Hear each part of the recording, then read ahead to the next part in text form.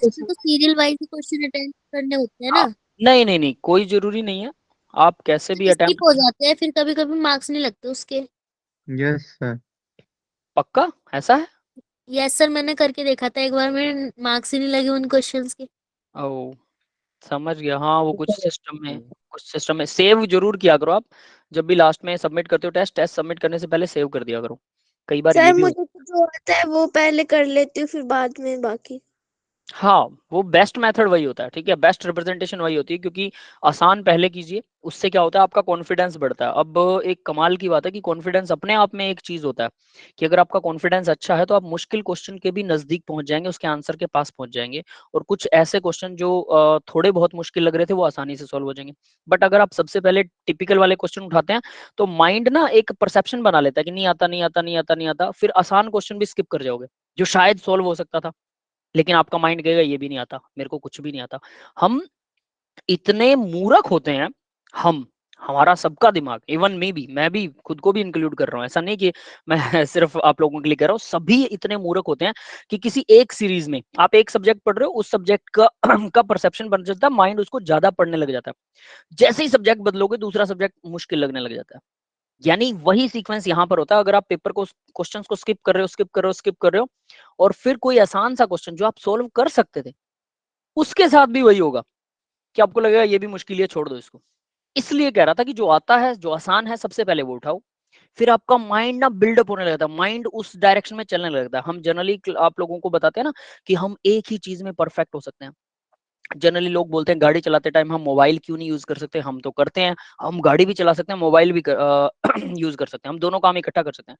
दोनों काम इकट्ठा करने पर आपकी जो एबिलिटी है वो दोनों कामों में थोड़ी थोड़ी कम हो जाएगी। और गाड़ी के अंदर जब ये एक्सपेरिमेंट हुआ कि एक आदमी को ऑब्स्टेकल्स दिए गए, मतलब रुकावटें, उसको कहा गाड़ी चला और फोन पे बातें कर। तो फोन पे जब आसान बातें चलती हैं, कॉमन बातें चलती हैं, तो ऑब्स्टेकल्स वो ठीक ठाक पार कर रहा था, प्रॉब्लम उसे फिर भी आ रही थी लेकिन ठीक ठाक पार कर रहा था। लेकिन जैसे ही मान लो मैं आप लोगों से फोन पे बात कर रहा हूँ, सपोज दैट, ठीक है, जैसे हमारी ये कॉल चल रही है, ये मीटिंग चल रही है, लाइक दैट मैं आप लोगों से फोन पे बात कर रहा हूँ। उस टाइम पे क्या होगा पता है, मैं आप लोगों से केमिस्ट्री को क्वेश्चन पूछ लेता हूँ, आपको याद करना पड़ेगा, आपका दिमाग का ध्यान वहां हो जाएगा और गाड़ी के एक्सीडेंट के चांसेस बढ़ जाएंगे। इसलिए बोला जाता है कि बातें नॉर्मल करते करते कई बार इंसान को कोई ऐसी बात, कोई घर वाले पेरेंट्स ही पूछ लेते हैं, अरे वो चीज कहाँ रखी थी, और आप उसके ध्यान में, आपका दिमाग वहां फोकस करेगा, गाड़ी का फोकस कम हो जाएगा, ऑटोमेटिकली कम हो जाएगा। ये सच है, कोई कितना भी फन्ने खा बनता वो कहता हो कि मैं ऐसा कर सकता हूं, तो वो हम अपनी मौत को ही बुलावा देते हैं, डेफिनेटली मौत को बुलावा देते हैं। इस बात में कोई दो राय नहीं है, साइंटिफिकली प्रूव्ड है ये।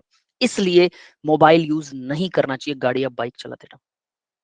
समझ गए? तो ये बहुत जरूरी चीज है। लेकिन हम जनरली सोचते हैं, अपने आप को ज्यादा बड़ा समझ लेते हैं, नहीं नहीं हमारे अंदर तो बहुत दिमाग है, मैं तो दो दो काम एक साथ कर सकता हूँ। डेफिनेटली दोनों कामों में आप सत्यानाश कर रहे हो, उसको परफेक्ट नहीं कर रहे। परफेक्शन एक ही काम में फोकस हो सकता है। इसी वजह से हमारा माइंड जैसी चीजों को देखता है, आसान क्वेश्चन पहले उठाइए, ठीक है, मुश्किल क्वेश्चन बाद में, धीरे धीरे, वही एक बेस्ट तरीका है। समझ गए बेटा? यस चलिए। सर। तो चलिए अब स्टार्ट करते हैं क्लास को। सबसे पहले भाई मैं रिवीजन के अंदर जो हमने पहले कर रखा है, आप लोगों ने याद है आप लोगों को हाफ रिएक्शन मेथड हमने पहले किया हुआ है। मैं इसी से आपको बैलेंस करना सिखाता हूँ, रिएक्शन को बैलेंस करेंगे, एक रिएक्शन कम से कम, उसके बाद में फिर हम स्टार्ट करेंगे कि ऑक्सीडेशन जो कल के टेस्ट में आएगा वो आपको हल्का फुल्का उसका मैं रिव्यू दूंगा। लेकिन बैलेंसिंग, एक बैलेंसिंग पक्के तौर पर है, ठीक है, मैं वो बैलेंस रिएक्शन नहीं करवाने वाला हूँ, आप लोगों को यही बैलेंसिंग करवाऊंगा और वो आपको खुद करनी है, याद रख लेना, ठीक है। तो देखो भाई, हाफ रिएक्शन मेथड से इसको कैसे बैलेंस करते हैं, ये क्लास में पहले हो चुका है, अगर आप लोगों को याद हो, सेम रिएक्शन थी, सब कुछ सेम था। तो हाफ रिएक्शन मेथड के अंदर यहाँ देखिए जरा क्या है। क्लोरीन पर जीरो ऑक्सीडेशन स्टेट है, क्लोरीन की ऑक्सीडेशन स्टेट हमने निकाली, क्लोरीन प्योर फॉर्म में है तो जीरो ऑक्सीडेशन स्टेट होगी। यस, क्लियर है ये सबको? Yes sir. यस है सर। ना? यस फिर सर। देखो OH यानी कि बेसिक मीडियम में है, तो इसको तो हम चेक ही नहीं करेंगे। एसिडिक या बेसिक मीडियम को हमें चेक नहीं करना होता, इसको हम एक बार के लिए यहाँ से फिनिश करते हैं। इसके बाद में क्लोरीन नेगेटिव चली गई, ठीक है, सिंपल सी रिएक्शन दे रखी है, क्लोरीन नेगेटिव चली गई, 1 नेगेटिव चार्ज है, यानी कि 0 से 1 नेगेटिव चली गई, रिडक्शन हो गया, है ना? फिर यही यस सर। क्लोरीन, यही क्लोरीन यस ClO3 नेगेटिव, यहाँ पर नेगेटिव लगा हुआ है, अगर आपको अच्छे से नहीं दिख रहा है तो मैं थोड़ा हाईलाइट कर देता हूँ, ये नेगेटिव है, ठीक है। तो ये ClO3 नेगेटिव, यहाँ पर क्लोरीन की ऑक्सीजन स्टेट निकालेंगे, ऑक्सीजन कितना होता है -2, 3 ऑक्सीजन लगे हुए हैं, तो 3 इंटू 2 6, माइनस का 6 बन गया, एक नेगेटिव ऑलरेडी है, मतलब माइनस का 5 जो था वो न्यूट्रल हो गया, तो इसका ऑक्सीडेशन नंबर +5 आना चाहिए। यस, यहां तक सबको क्लियर हो गया? Yes sir. Yes sir. Chlorine जो है वो +5 में जा रही है 0 से, और क्लोरीन जो है वो -1 में जा रही है 0 से। इसका मतलब ये क्या है? डिसप्रोपोर्शनेशन रिएक्शन है, साइमल्टेनियसली ऑक्सीडाइज, साइमल्टेनियसली रिड्यूस हो रही है। यस गाइस, क्लियर है ये सबको? Yes sir. Yes sir. ठीक है, अब दूसरी बात करते हैं डिसप्रोपोर्शनेशन रिएक्शन का। मैंने शायद लेक्चर के अंदर भी बात किया था कि आपको डिसप्रोपोर्शनेशन रिएक्शन का एग्जाम्पल गलत दे रखा था, उल्टा एग्जाम्पल दे रखा था, याद है सबको? इधर से उधर, यानी लेफ्ट राइट दे रखा था, मैंने उसको फिर सीधा करके घुमाया। जैसे मान लो आपको ये चीज दे दें, ठीक है, और यहां से बन रहा है Cl2, ये 0 हो रहा है, और इसकी ऑक्सीजन स्टेट क्या है? +5 है, इसकी ऑक्सीडेशन स्टेट क्या है? -1 है। +5 और -1 से 0 है, ठीक है। ये कौन सी रिएक्शन है? क्या आप इसे डिसप्रोपोर्शनेशन कहेंगे? मैंने इसका नाम बोला था कि ये रिवर्स होती है, कम प्रोपोर्शनेशन रिएक्शन, इसका नाम है कम प्रोपोर्शनेशन, डिसप्रोपोर्शनेशन का जस्ट रिवर्स। ऐसा एग्जांपल आपको दे रखा था, मैंने उसको पलट के आपको एग्जांपल दिया था कि इसको उल्टा करेंगे तो वो डिसप्रोपोर्शनेशन का रिएक्शन का एग्जांपल होगा। यस, ये बात सबको समझ में आ चुकी है? Yes sir. यस। बैलेंसिंग में अच्छी बात देखिए, अब बैलेंसिंग में अच्छी बात क्या है? बैलेंसिंग में अच्छी बात यह है कि आप लेफ्ट राइट दोनों में से रिएक्शन को पलट भी सकते हो, कोई फर्क नहीं पड़ता है, ठीक है, क्योंकि पलट के उसको बैलेंस कर लो। डिसप्रोपोर्शनेशन आपको बैलेंस करनी आती है, ये डिसप्रोपोर्शनेशन रिएक्शन है, याद रखना, और इसको हम बैलेंस करेंगे अब। तो डिसप्रोपोर्शनेशन अगर आपको बैलेंस करनी आती है तो डेफिनेटली आप इसको पलट लीजिए, कम प्रोपोर्शनेशन को डिसप्रोपोर्शनेशन बना लो, उसको बैलेंस कर लो, बैलेंस करने के बाद में आप उसको सिंपल आगे कर सकते हैं, ठीक है। डिसप्रोपोर्शनेशन का रिवर्स होता है बेटा ये, ठीक है, तो यानी बैलेंस करके उसको वापस लास्ट में फिर से पलट दो तो वो कम प्रोपोर्शनेशन से डिसप्रोपोर्शनेशन हो जाएगी। तो ये भी एक रिएक्शन होती है, याद रखना, नेम है इसका, ये भी रिडॉक्स होती है। तो अब हम बात करते हैं डिसप्रोपोर्शनेशन को जब बैलेंस करते हैं, तो क्योंकि एक ही मॉलिक्यूल ऑक्सीडाइज भी हो रहा है, रिड्यूस भी हो रहा है, तो क्या करें? तो हम इस एक मॉलिक्यूल को डबल कर लेते हैं, सबसे पहले तो ये करेंगे, लेकिन उससे पहले हम इसे 2 बार हाँ, इसकी n की वैल्यू लिखेंगे। तो n की वैल्यू देखो क्या लिखेंगे, n इक्वल 0 से -1 जा रहा है, तो 0 माइनस -1 1 आ गया, है ना, और दूसरा n क्या आएगा? 0 -5, तो ये 5 आ गया। क्लियर है? क्योंकि n फैक्टर जो होता है वो हमेशा पॉजिटिव होता है, लेकिन ये n है, n फैक्टर नहीं है। n फैक्टर कैसे निकलता है? नंबर ऑफ एटम से जब मल्टीप्लाई कर देते हैं इसको, तो नंबर ऑफ एटम से नेक्स्ट स्टेप के अंदर देखो n फैक्टर क्या निकलेगा, नंबर ऑफ एटम से मल्टीप्लाई कर रहे हैं। कैसे? ये देखिए, यहां पर 2 क्लोरीन के एटम है। अब आप कहोगे कि सर इधर भी 2 हैं। यस, ये क्वेश्चन समझ में आया? क्या कह रहा हूं, इधर भी 2 हैं, बराबर हो गए, दिक्कत क्या है? Yes sir. ये बात सबको क्लियर है? दिक्कत बताता हूँ क्या, इन दोनों, इस तरफ yes, sir. दोनों, ओके बेटा, इस तरफ दोनों क्लोरीन्स जो है एक एक सिंगल है, फॉर्मूले में सिंगल क्लोरीन ही है, ClO3 नेगेटिव, फॉर्मूले में एक ही क्लोरीन है, दूसरी तरफ Cl नेगेटिव, एक ही क्लोरीन, उस तरफ Cl2 लिखा हुआ है, यानी फॉर्मूले में 2 हैं वो क्लोरीन, बाहर 2 नहीं लगे हुए वो। तो अगर फॉर्मूले में 2 हो, ये चीज देखना, नीचे 2 लगा हुआ है ना, तब आपको ये n फैक्टर को 2 से मल्टीप्लाई करना पड़ेगा, क्योंकि आपने ये एक क्लोरीन के लिए निकाला है, एक क्लोरीन 0 से -1 जा रहा है ना। ये बात समझ में आ गई सबको? Yes sir. तो ये सर दो रिपीट कर क्लोरीन, देना। हाँ रिपीट कर रहा हूँ बेटा, देखो आपको नंबर ऑफ एटम कैसे देखने हैं, n तो निकाल लिया, n आप हमेशा एक एटम के लिए देखोगे, है ना, कि एक क्लोरीन का एटम 0 से -1 में चला गया, और एक और क्लोरीन का एटम है जो 0 से +5 में चला गया, वो एक ऑक्सीडेशन कर रहा है, एक रिडक्शन कर रहा है। हम सिर्फ एक चीज को उठा रहे हैं कि ऑक्सीडेशन उठा लो, मान लो, या रिडक्शन उठा लो, तो 0 से -1 में चला गया, वो रिडक्शन हो गई। अब हमें देखना है कि दोनों तरफ जो एटम, जिस एटम को हमने लिया है, वो एक एटम के लिए तो उसकी वैल्यू निकाल ली, 0 से -1 में जा रहा है, तो 0 माइनस माइनस का 1 इक्वल आ गया 1, ये आ गया हमारा n, नंबर ऑफ एटम। अब हमें ये n, ओनली n फैक्टर नहीं। अब हमें ये देखना है कि किसी दोनों तरफ में किसी फॉर्मूला के अंदर नंबर ऑफ एटम्स अलग तो नहीं है। Cl2 में 2 क्लोरीन होते हैं, फॉर्मूले में 2 क्लोरीन है, तो आपको एक क्लोरीन नहीं 2 क्लोरीन के लिए निकालना है n factor. Yes guys, clear है? Okay sir. चाहे वो इधर हो चाहे उधर हो, इस बात से कोई फर्क नहीं पड़ता, लेफ्ट में है कि राइट में है, लेकिन अगर कहीं पर भी 2 आ रहा है या 3 आ रहा है फॉर्मूले के अंदर, बाहर लगा हुआ नहीं, क्योंकि अभी हमने ये बैलेंस तो करी नहीं, तो यहाँ बाहर तो सबके 1 1 लगा रखे हैं। या मान लो बाहर अगर मैं कह भी दूं कि यहाँ आपको बिना बैलेंस के मैंने धक्के से यहाँ 2 लगा दिया, तो आप इसको मत देखने लग जाना, या मैं यहाँ पर लगा दूं कि ये 5 लगा हुआ है यहाँ, ये लो, तो आप क्या करोगे, इसे 5 से मल्टीप्लाई कर दोगे ना, इसका कोई लेना देना नहीं, क्योंकि अभी बैलेंस्ड नहीं है इक्वेशन। तो नीचे जो फॉर्मूले में नीचे लिखा होता है ना, उसको एटम देखते हैं, इधर कितने हैं और इधर कितने, इधर एक एक ही है, सब एक एक है और इधर दो है, तो इसको चेक करते हैं, जो भी ज्यादा होगा उसको ले लेते हैं फॉर्मूले में, ठीक है। दो तो सबको 2 से मल्टीप्लाई कर दो, तो इसको 2 से मल्टीप्लाई हो गया, इसको भी 2 से मल्टीप्लाई होगा, क्यों, अब दोनों के दोनों क्लोरीन ही थे, सर क्योंकि वॉइस ब्रेक हो रही है। ऑक्सीडेशन सबको ब्रेक हो रही है भाई, नो सर। No sir. ठीक है बेटा, रीज्वाइन कर लो आप। तो देखो दोनों के दोनों क्या कर रहे हैं, ऑक्सीडेशन भी एक ही क्लोरीन कर रहा है, रिडक्शन भी एक ही क्लोरीन कर रहा है, तो दोनों में 2 बार क्लोरीन लगेगी, तो वो हम आगे डिस्कस करते हैं वो कैसे लगेगी। तो यहाँ देखिए हमने एन फैक्टर निकाला, दोनों को 2 से मल्टीप्लाई कर दिया, ठीक है। कैसे, क्योंकि अब हम क्या करेंगे, ऑक्सीडेशन और रिडक्शन में इसी हाफ ऑक्सीडेशन वाला मेथड है, हाफ रिएक्शन वाला, तो रिडक्शन हाफ इक्वेशन, रिडक्शन की हाफ इक्वेशन क्या है, क्लोरीन जो है वो -1 ऑक्सीडेशन कर रहा है, 0 से -1 में चला गया, और ऑक्सीडेशन हाफ रिएक्शन क्या है, वो 0 से +5 में जा रहा है, 0 से +5 में।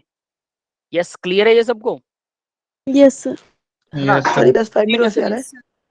देखो बेटा पीछे हमने इक्वेशन की थी, ध्यान दो, 0 था, +5, इसका ऑक्सीडेशन नंबर निकाला हमने, ऑक्सीजन कितना है, -2 ओके सर। होता है, 3 ऑक्सीजन लगे हुए हैं, -6 हो गया, एक नेगेटिव ऑलरेडी है, तो -5 जो है वो न्यूट्रल हो रहा है, कौन करेगा -5 न्यूट्रल, क्लोरीन कर रहा है, दैट इज वाई, ठीक है। तो यहाँ पर तो ये क्लोरीन जो है 0 से +5 जा रहा है, ये क्लोरीन जो है 0 से -1 जा रहा है, तो ये रिडक्शन हो गया, वो ऑक्सीडेशन हो गया। तो सबसे पहले रिडक्शन और ऑक्सीडेशन निकालने हैं, फिर हम जानते हैं कि दोनों में 2-2 एटम है, दोनों में 2-2 एटम है ना, तो यहाँ पर आपको जो n निकाला था उसको 2 से मल्टीप्लाई करना पड़ेगा, दोनों को n से मल्टीप्लाई कर लिया। क्लियर है भाई, 2 से मल्टीप्लाई क्यों हुआ, ये बहुत इंपॉर्टेंट स्टेप है, बस ओके इतना ही सर। करना। सबसे पहले अगर 3 ऑक्सीडेशन, होगा तो हम 3 से मल्टीप्लाई कर देंगे यस ना। यस, जो भी होगा, हाँ, अगर फॉर्मूले में 3 है, जैसे Fe मान लो कि कौन सा 3 लेगा, क्रोमियम लगा सकते हैं, क्रोमियम अगर 3 कुछ दे रखा है, ठीक है, 3Cl3 ऐसा कुछ कुछ भी है, तो यानी क्रोमियम 3 है, इस लेफ्ट या राइट साइड जो मैक्सिमम नंबर हम उसको उठाते हैं, सीधी सी बात है, ठीक है। तो ये -1 और ये 0 से +5। अब देखिए आगे क्या होगा, तो सबसे पहले एन फैक्टर निकालना है, एन फैक्टर पहले एन निकालेंगे, ऑक्सीडेशन और रिडक्शन, फिर एन फैक्टर निकालेंगे, ठीक है। मान्या, हैव यू एनी डाउट बेटा, आपने हैंड रेज कर रखा है,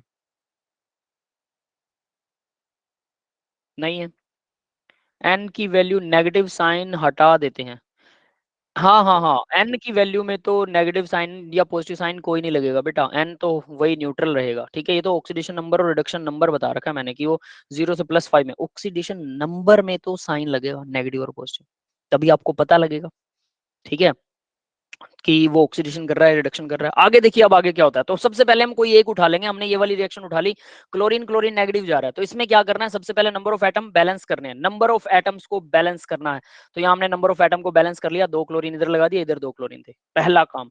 यस गाइज, ये समझ में आ गया क्या करना है, एन फैक्टर लो, एन फैक्टर यस से, सर। ठीक है, ओके, एन फैक्टर लो, फिर उसके बाद हाफ रिएक्शन लो, उसके नंबर ऑफ एटम बैलेंस करो, एटम बैलेंस करने के बाद दूसरा काम होता है इलेक्ट्रॉन बैलेंस करना। अब ये बहुत ध्यान वाला काम है, ठीक है, इसमें गलती होने के बहुत बड़े चांसेस है। यहाँ क्लोरीन के साथ 2 इलेक्ट्रॉन ऐड कर दिए मैंने और इधर 2 नेगेटिव हो गया, ऐड NF, यानी कि n फैक्टर को ऐड कर रहे हैं एक्चुअल में, यही है जो 2 है, ये n फैक्टर है, रिडक्शन वाला है ना ये, तो ये 2 n फैक्टर है, किस केस में, इस क्लोरीन के केस में, तो मैंने 2 इलेक्ट्रॉन ऐड कर दिए, NF को ऐड किया। कैसे 2 इलेक्ट्रॉन किस तरफ ऐड होंगे, अब ये बहुत जरूरी है, कोई स्टूडेंट मेरे को बता सकता है, हमने इस पर डिस्कस किया था कि किस तरफ बैलेंस होते हैं, किस तरफ ऐड होंगे और क्यों, किसी को याद है, anyone else? Sir reactant side.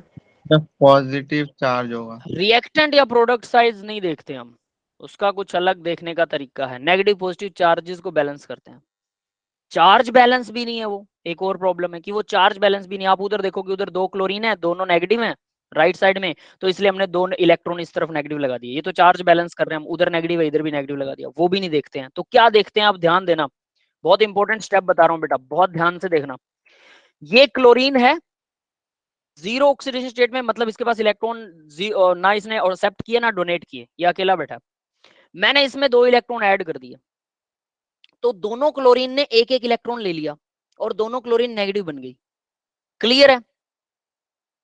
Okay sir. Yes अब मैं उल्टा कर रहा हूँ, अब ये भी चीज देखना, अब मैं उल्टा कर रहा हूँ, ये +5 था ना, अब मैं उल्टा कर रहा हूँ, क्या करूं, यहाँ नहीं ऐड करता, चलो छोड़ो, यहाँ ऐड कर दिए 2 इलेक्ट्रॉन, 2 नेगेटिव, तो देखो क्लोरीन था 0 ऑक्सीजन स्टेट में और यहाँ -1 में आ गया, 2 क्लोरीन है तो -2 हो गया, तो -2 यहां पर है, इसका मतलब इन दोनों क्लोरीन्स ने 2 इलेक्ट्रॉन क्या किए हैं, ऐड किए हैं, 2 इलेक्ट्रॉन एक्सेप्ट किए हैं।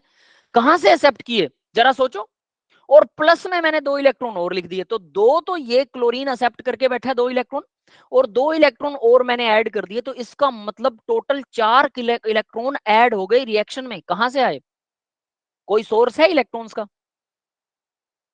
समझ में आ रहा है? तो इसलिए इस तरफ तो ऐड नहीं हो सकते क्योंकि इस तरफ तो इलेक्ट्रॉन है ही नहीं, तो इसको ऐड करने का तरीका फिर, अब इसको दोबारा से उल्टा देखिए, ये क्लोरीन थे और यहां पर 2 क्लोरीन्स ने क्या किया, 2 इलेक्ट्रॉन्स को ले लिया, एक्सेप्ट कर दिया, तो ये वाले इलेक्ट्रॉन कहां से आए, मैंने 2 इलेक्ट्रॉन ऐड कर दिए कि इन दोनों क्लोरीन्स के अंदर ये जो Cl2 लिखा हुआ है, इस Cl2 के अंदर 2 इलेक्ट्रॉन जोड़ेंगे तो 2 क्लोरीन्स नेगेटिवली चार्ज हो जाएंगी। क्लियर हुई ये बात? Yes sir. Yes sir. ठीक है, तो ये 2 क्लोरीन सर। नेगेटिवली चार्ज हो जाएंगी, यानी NF को ऐड करना है, लेकिन लेफ्ट साइड या राइट साइड, ये अगली इक्वेशन करेंगे तो और बेटर समझ में आएगा। तो आगे देखिए अब जरा, तो अब हम क्या करते हैं, we will take the oxidation half, तो ये आपकी यहाँ बैलेंस होगी ऑटोमेटिकली, ये 1 लगा रखा है मैंने, देखो यहाँ पे ये बैलेंस हो गई, लेकिन इसमें ना चार्ज भी बैलेंस करते होते हैं, बट इसमें इस रिएक्शन के केस में ऑटोमेटिकली चार्ज बैलेंस हो गया, यहाँ 2 नेगेटिव है, यहाँ पर भी 2 नेगेटिव ही है, तो ऑटोमेटिकली चार्ज बैलेंस हो गया, इसलिए ये आधी अधूरी सी रिएक्शन है, इसमें सारे रूल अप्लाई नहीं हुए।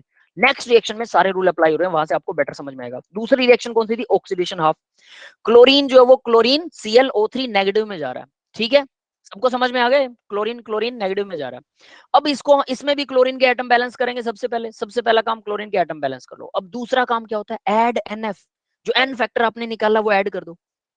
क्लोरीन के एटम्स बराबर करने के बाद हाफ ऑक्सीडेशन या हाफ रिडक्शन में NF को ऐड करना है। तो अगर इसको मैं पॉइंट्स लिखूं तो बड़ा आसान है, सबसे पहले क्या करना है, एटम्स, ये क्लोरीन्स के एटम्स बैलेंस करने हैं, ये फर्स्ट स्टेप है, ऑक्सीडेशन हाफ या रिडक्शन हाफ निकाल के, उसके बाद में ऐड NF, ये सेकंड स्टेप है, NF को ऐड करो। थर्ड स्टेप होता है चार्ज को बैलेंस करना, थर्ड स्टेप, समझ में आया? और इतना हो गया, फिर उसके बाद में फोर्थ स्टेप होता है ऑक्सीजन के एटम्स को बैलेंस करना, दैट्स इट। ये समझ में आया भी सबको?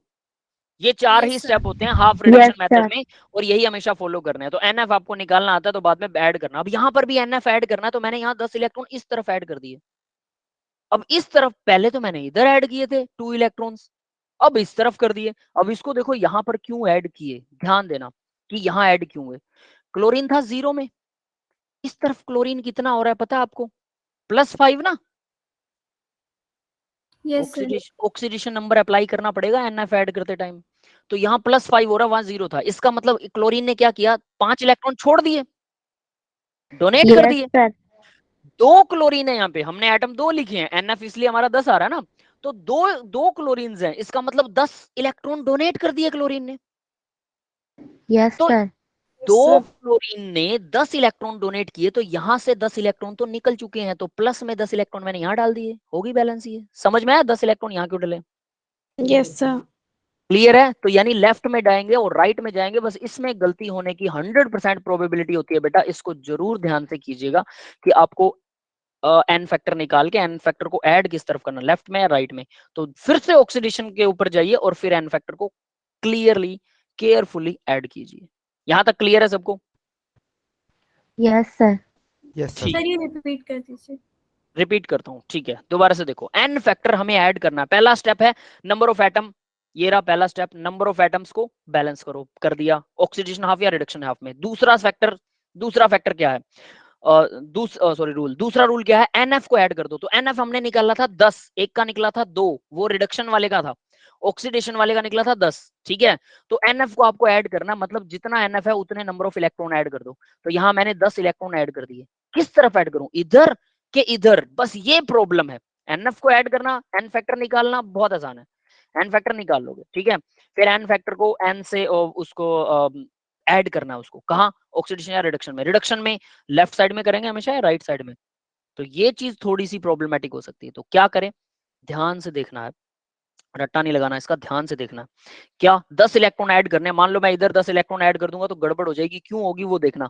यहाँ ऑक्सीजन है 0 ऑक्सीजन स्टेट में, यहाँ ऑक्सीजन है +5 ऑक्सीजन स्टेट में, इसका मतलब क्लोरीन ने 5 इलेक्ट्रॉन डोनेट कर दिए। 2 क्लोरीन कितना करेंगी, 10 इलेक्ट्रॉन डोनेट करेंगी, यही हमारा NF आ रहा है, एन फैक्टर 10 ही आता है ना। तो Yes, सिंपली sir. आपको क्योंकि एन फैक्टर पता होता है, तो इसका मतलब ये है कि ये 10 इलेक्ट्रॉन डोनेट कर रही है, एक्सेप्ट कर रही है, डोनेट कर रही है ये क्लोरीन, पॉजिटिव 10 आ रहा है ऑक्सीडेशन नंबर। तो इस यानी इसने छोड़ दिए, छोड़े हुए इलेक्ट्रॉन यहां लिखूंगा ना, उधर थोड़ा चलेंगे, वो छोड़े हुए इलेक्ट्रॉन इधर जा सकते हैं क्या? ये वाली क्लोरीन तो नहीं लेगी उसको, No, sir. है ना? नो तो वो सर। इसलिए यहाँ पे प्लस दिखा दिया। अब हम दूसरी तरफ चलते हैं, ठीक है, यानी पहले वाले केस में चलते हैं। ये देखो यहाँ क्या हुआ था, इस केस में मैंने 2 इलेक्ट्रॉन ऐड किए थे, कैसे, क्यों, इस तरफ क्यों ऐड किए? क्योंकि देखो क्या था, ये 0 था और ये -1 हो गया, दो क्लोरीन है तो -2 आएगा, है ना? यानी 2 इलेक्ट्रॉन यहाँ पर बढ़ गए, कहां से आए? तो अगर मैं इसको लेफ्ट साइड में 2 इलेक्ट्रॉन ऐड कर दूं तो ये इसके अंदर ऐड हो गए और ये नेगेटिव हो गया। क्लियर है? Yes Yes, sir. sir. तो यस ये सर। तो ये इस तरह से आपको सोच समझ कर ही लिखना है। फिर भी एक ट्रिक बता देता हूं, ऑक्सीडेशन में राइट हैंड में NF जोड़ दो और रिडक्शन में लेफ्ट हैंड में NF जोड़ दो, ज्यादा झंझट नहीं रहेगा। बट वो लेफ्ट राइट भूल गए ना गलती से, ठीक है, वो भी एक और रूल याद करने वाली बात हो गई, है ना? इसलिए मैं नहीं चाहता कि आप याद करें, ठीक है, उसको ध्यान से केयरफुली ऐड कर सकते हैं। ऑक्सीडेशन में राइट में।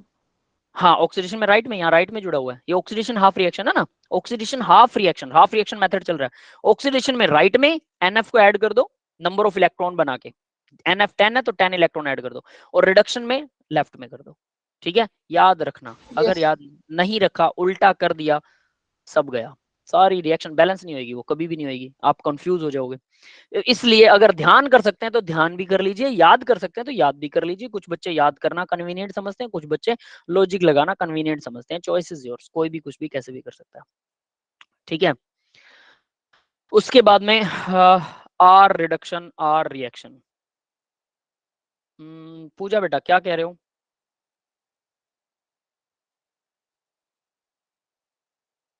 आप कुछ कहना चाह रहे हो? Or reduction or reaction,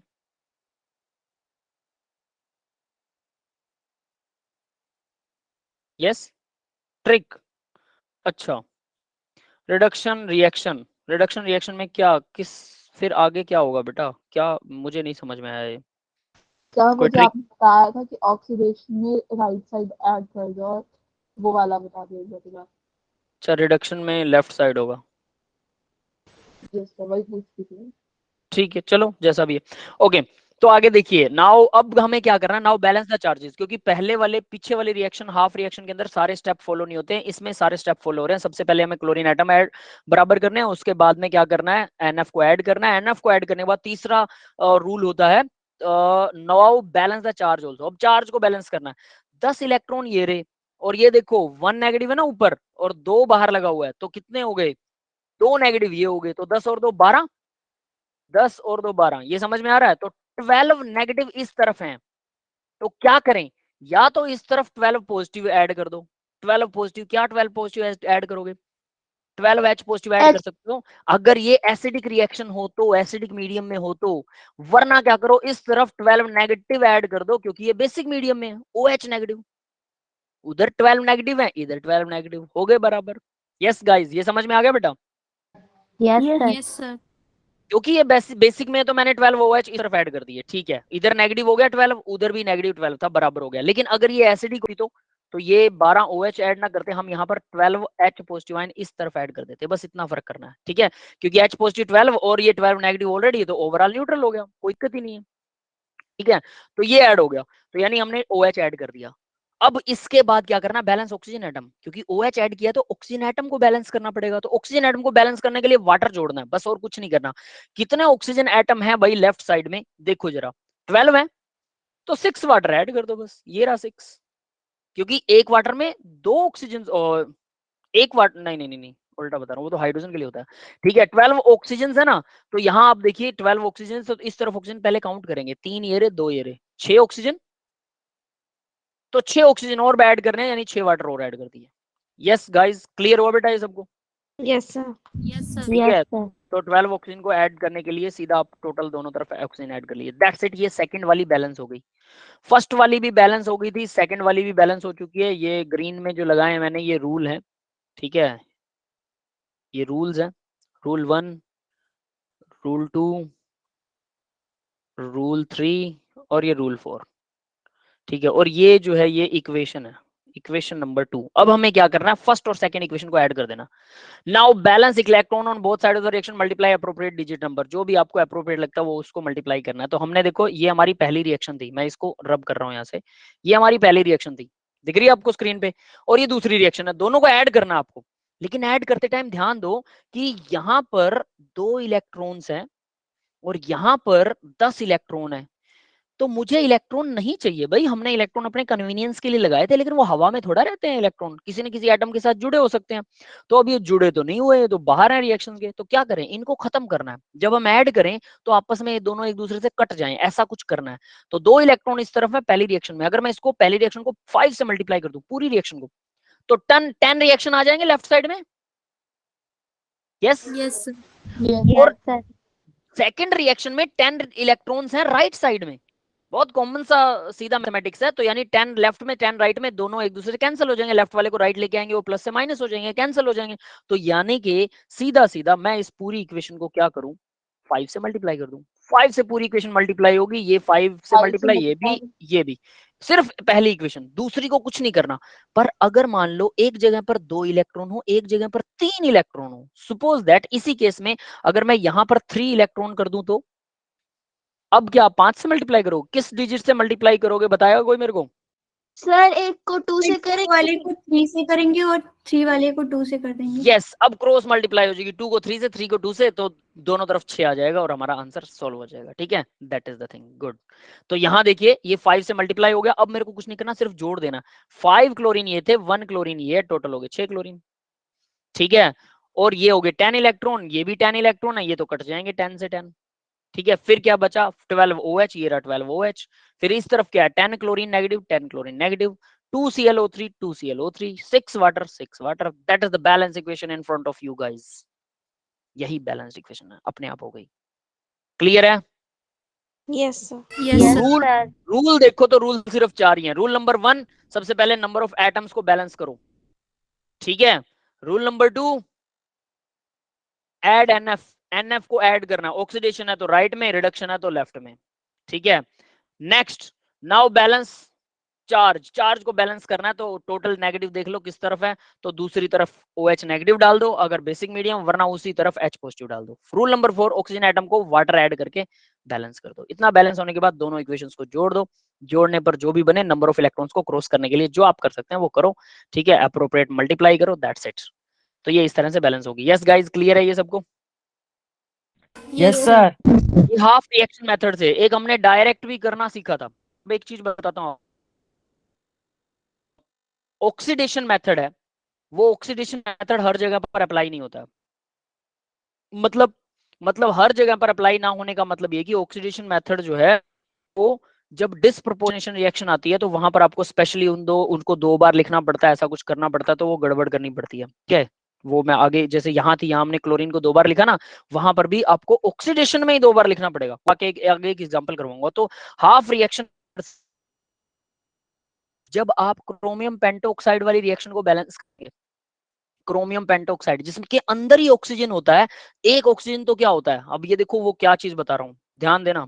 C double bond O इस तरफ आ जाएगा, नहीं लिख रहा हूं मैं, क्रोमियम आएगा, Cr डबल बॉन्ड O, और इस तरफ ऑक्सीजन, इस तरफ ऑक्सीजन, और यहाँ पर भी ये बटरफ्लाई स्ट्रक्चर सबको याद होगा ना। ये यहाँ पर ऑक्सीजन -1 होती है, 4 ऑक्सीजन से -1, यानी कि 2 बॉन्ड होते हैं इसके अंदर, किस चीज के, पर ऑक्साइड, और ये ऑक्सीजन, ये ऑक्सीजन -2 होता है।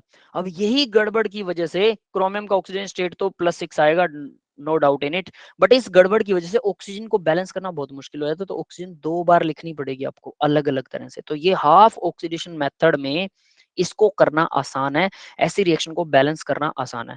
कल वाले पेपर में ये रिएक्शन नहीं आ रही है, ये मैं श्योर कर देता हूँ, क्रोमियम पेंटोक्साइड वाली। ठीक है, यही एक सबसे टिपिकल वाली रिएक्शन है, और टिपिकली एग्जाम्पल है इसका कि क्रोमियम पेंटोक्साइड 5H2SO4 के साथ रिएक्शन करके क्या बनाता है।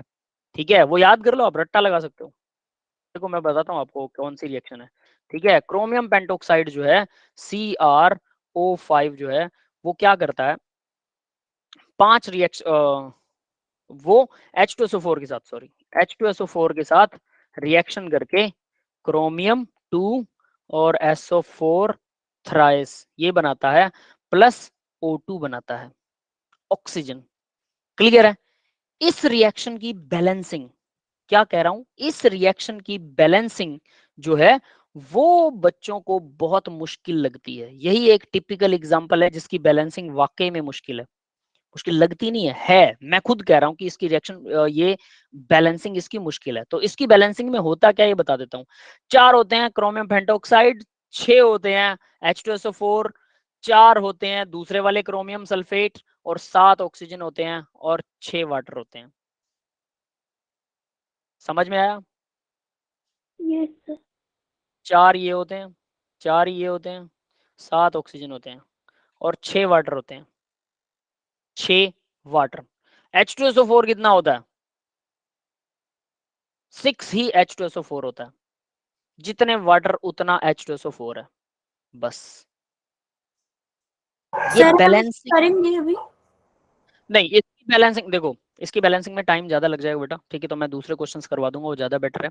क्योंकि इसकी बैलेंसिंग आपको तब समझ में आएगी जब आप हाफ ऑक्सीडेशन मेथड को अच्छी तरह से याद कर लें, जो मैंने अभी करवाया। इसी मेथड से इसको बैलेंस किया जा सकता है।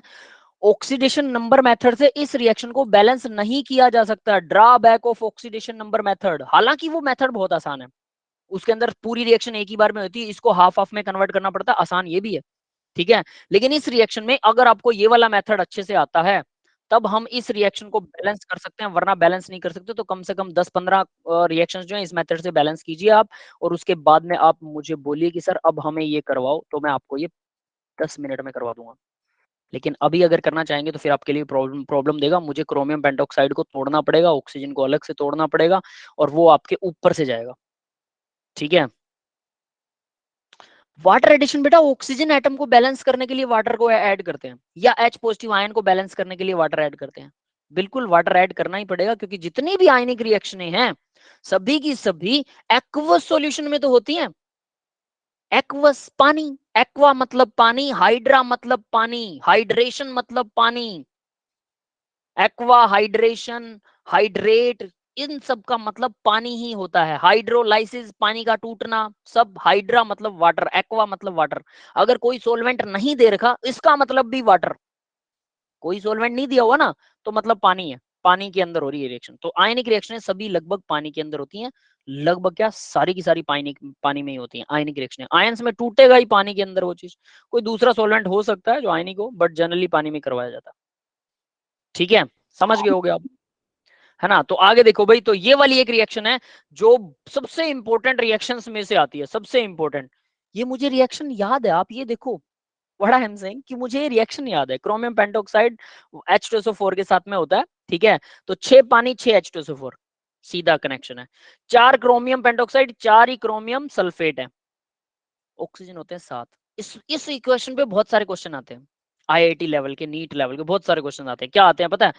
एक क्रोमियम पेंटोक्साइड के साथ में कितना ऑक्सीजन लिबरेट करता है? एक, देखो यहाँ पर 4 मोल क्रोमियम पेंटोक्साइड जो है वो 7 मोल ऑक्सीजन लिबरेट कर रहा है। 7 मोल ऑक्सीजन आ रही है ना, तो 1 मोल कितना लिबरेट करेगा? 1 मोल क्या, 7/4 करेगा। सिंपल, यहां से तो दिख रहा है ना। लेकिन इसको बैलेंस करने के बाद ही ये आंसर दे सकते हो। मतलब इसकी बैलेंसिंग पर ही क्वेश्चन बना रखे हैं उन्होंने कि बैलेंस करने के बाद बच्चा आंसर दे। तो ये वाला जो चीज है ये बहुत इंपॉर्टेंट है।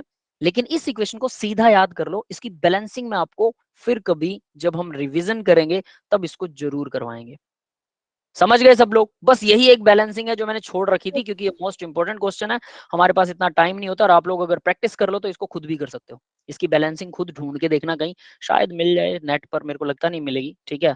बट मैंने मेरे मेथड के हिसाब से, अपने हिसाब से इसको बना रखा है, इसको कैसे बैलेंसिंग करवाना है। बट डोंट वरी, ये कल के एग्जाम में नहीं आ रहा, लेकिन एक बैलेंसिंग इक्वेशन जरूर आएगी। इस मेथड से आप उसको बैलेंसिंग इक्वेशन को कर सकते हैं। यस गाइज, क्लियर है बेटा सबको? Yes yes sir. सर। ठीक है।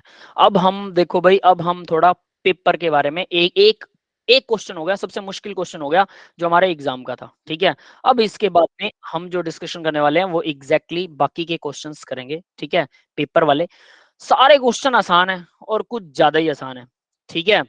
तो चलिए स्टार्ट करते हैं। कुछ भी आप अपनी तरफ से, KClO4, चलो एक मॉलिक्यूल बताता हूँ, KClO4, KClO4, ठीक है? इसका ऑक्सीडेशन नंबर बताइए क्लोरीन का।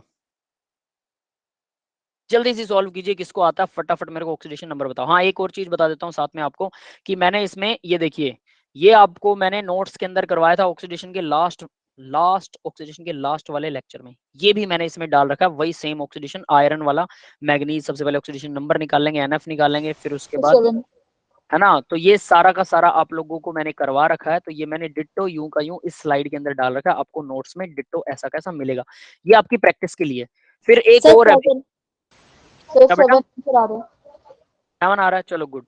फिर एक और है ये वाली इक्वेशन भी इसमें बैलेंस्ड है, और इसको भी ऑक्सीडेशन नंबर से बैलेंस कर रखा है। हालांकि ये डिसप्रोपोर्शनेशन रिएक्शन है, और किसी बच्चे ने मुझसे ये पूछा था कि सर इसको बैलेंस करके बताओ, मेरी ये प्रॉब्लम आ रही है, तो मैंने उस बच्चे को ये बैलेंस करके उसके पास भेजी थी। ठीक है, तो फिर मेरे को लगा कि ये आज मेरे को ऐड कर देनी चाहिए, तो ये भी इसके अंदर एडिट है ऑलरेडी। ठीक है, तो ये 2 इक्वेशन यहाँ पर एडिट है, you should have to check that.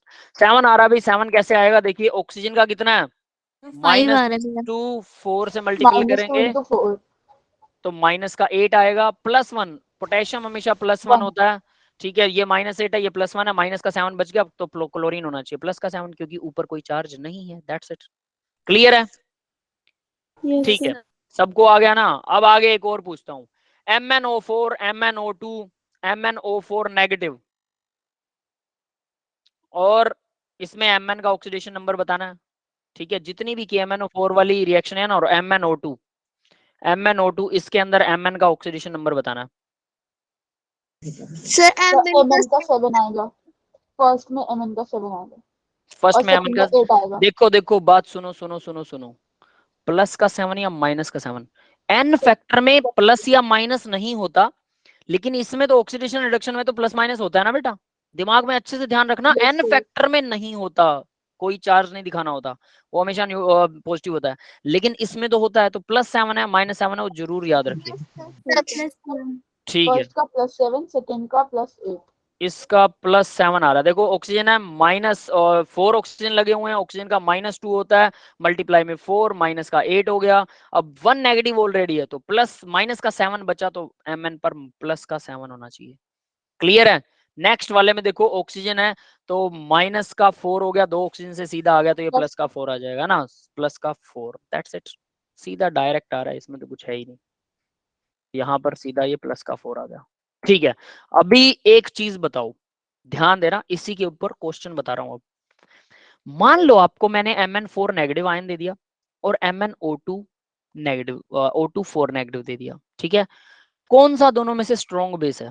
दिमाग लगाओ, सब कुछ आता है आपको, इसको बोलते हैं, इसलिए कहते हैं कि क्वेश्चन करना जरूरी है। अब अगर आप ये आंसर नहीं दे पा रहे हो, मेरे पास फिर से क्वेश्चन सुन लो, MnO4 नेगेटिव और MnO2 just O2 oxidation state आप निकाल चुके हो, इसकी आएगी 7 पॉजिटिव, ऑक्सीजन तो दोनों में सेम है, और इसकी आएगी +4।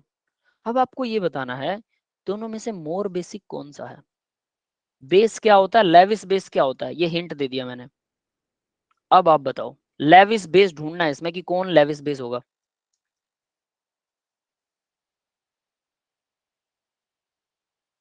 है किसी का गेस?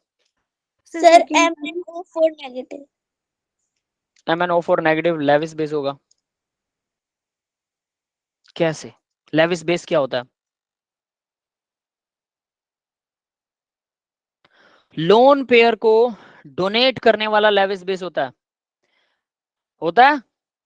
Yes sir.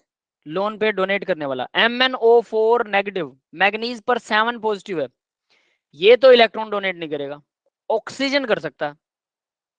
ठीक है, ऑक्सीजन कर सकता है डेफिनेटली, पर क्या Mn उसको डोनेट करने देगा? 7 पॉजिटिव पे बैठा हो, वो उसको डोनेट नहीं करने देगा। नीचे क्या चल रहा है, Mn4 पॉजिटिव है, ये इलेक्ट्रॉन डोनेट कर सकता है, तो MnO देखो, हालांकि यहाँ पर कोई चार्ज नहीं है, मैग्नीज के साथ में डबल बॉन्ड O लगा हुआ है, डबल बॉन्ड O लगा हुआ है, यहाँ 2 लोन पेयर है, यहाँ 2 लोन पेयर है। ठीक है, ऑक्सीजन में, और MnO4 नेगेटिव के अंदर क्या, मैग्नीज के साथ 4 ऑक्सीजन लगे हुए हैं भाई। ठीक है, तो 4 ऑक्सीजन का मतलब double bond O double bond O double bond O, और एक ऑक्सीजन है जो नेगेटिवली चार्ज है। तो क्या ये एक ऑक्सीजन जो है मैग्नीज पर 7 पॉजिटिव है, क्योंकि सारी ऑक्सीजन, चारों की चारों ऑक्सीजन उसके कपड़े फाड़ने के लिए भी तैयार हुई पड़ी हैं, इतना जबरदस्त इलेक्ट्रॉन्स को छीन रही हैं, और मैग्नीज 7 से ज्यादा इलेक्ट्रॉन दे नहीं सकता। तो एक ऑक्सीजन यहाँ पर है नेगेटिवली चार्ज। ध्यान से दिमाग लगा के सोचना, कॉन्सेप्ट समझ में आएगा। कॉन्सेप्ट समझ में आया तो क्वेश्चन कर लोगे। मैं यहाँ क्वेश्चन नहीं करवा रहा हूँ, याद रखना, कॉन्सेप्ट समझा रहा हूँ, क्वेश्चन वैसा ही आएगा बट वही नहीं आएगा, ये भी याद रख लेना। तो यहाँ पर ऑक्सीजन नेगेटिव चार्ज है, तो ऑक्सीजन नेगेटिव चार्ज क्या करेगा, इलेक्ट्रॉन्स को डोनेट करेगा। किसे करेगा, पहले तो इस मैग्नीज को ही करेगा, बेचारा भूखा बैठा, 7 इलेक्ट्रॉन दे रखे हैं इसने। यस, क्लियर है। Yes sir. और ये ऑक्सीजन्स जो हैं, इन ऑक्सीजन्स को भी ये डबल बॉन्ड में मैग्नीज ने अपने साथ इलेक्ट्रॉन डोनेट कर रखे हैं, तो ये इनसे भी छीनने की कोशिश कर रहा। तो ये ऑक्सीजन्स भले ही 3 है, लेकिन ये इलेक्ट्रॉन्स डोनेट करना पसंद नहीं करेंगी।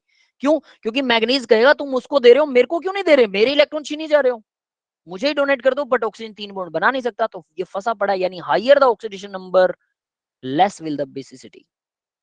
यानी कि ये इलेक्ट्रॉन डोनेट कर दे, मैग्नीज +4 है, ऑक्सीजन पर मान लो इसने इलेक्ट्रॉन डोनेट कर दिया, ऑक्सीजन क्या करेगी, इससे एक बॉन्ड छीन लेगी, मैग्नीज पर +5 हो जाएगा। हो सकता है ना मैग्नीज पर +5? Yes sir. तो इसका मतलब इलेक्ट्रॉन डोनेटिंग पावर इसकी ज्यादा, तो ये बेस ज्यादा है, बेसिक ये है।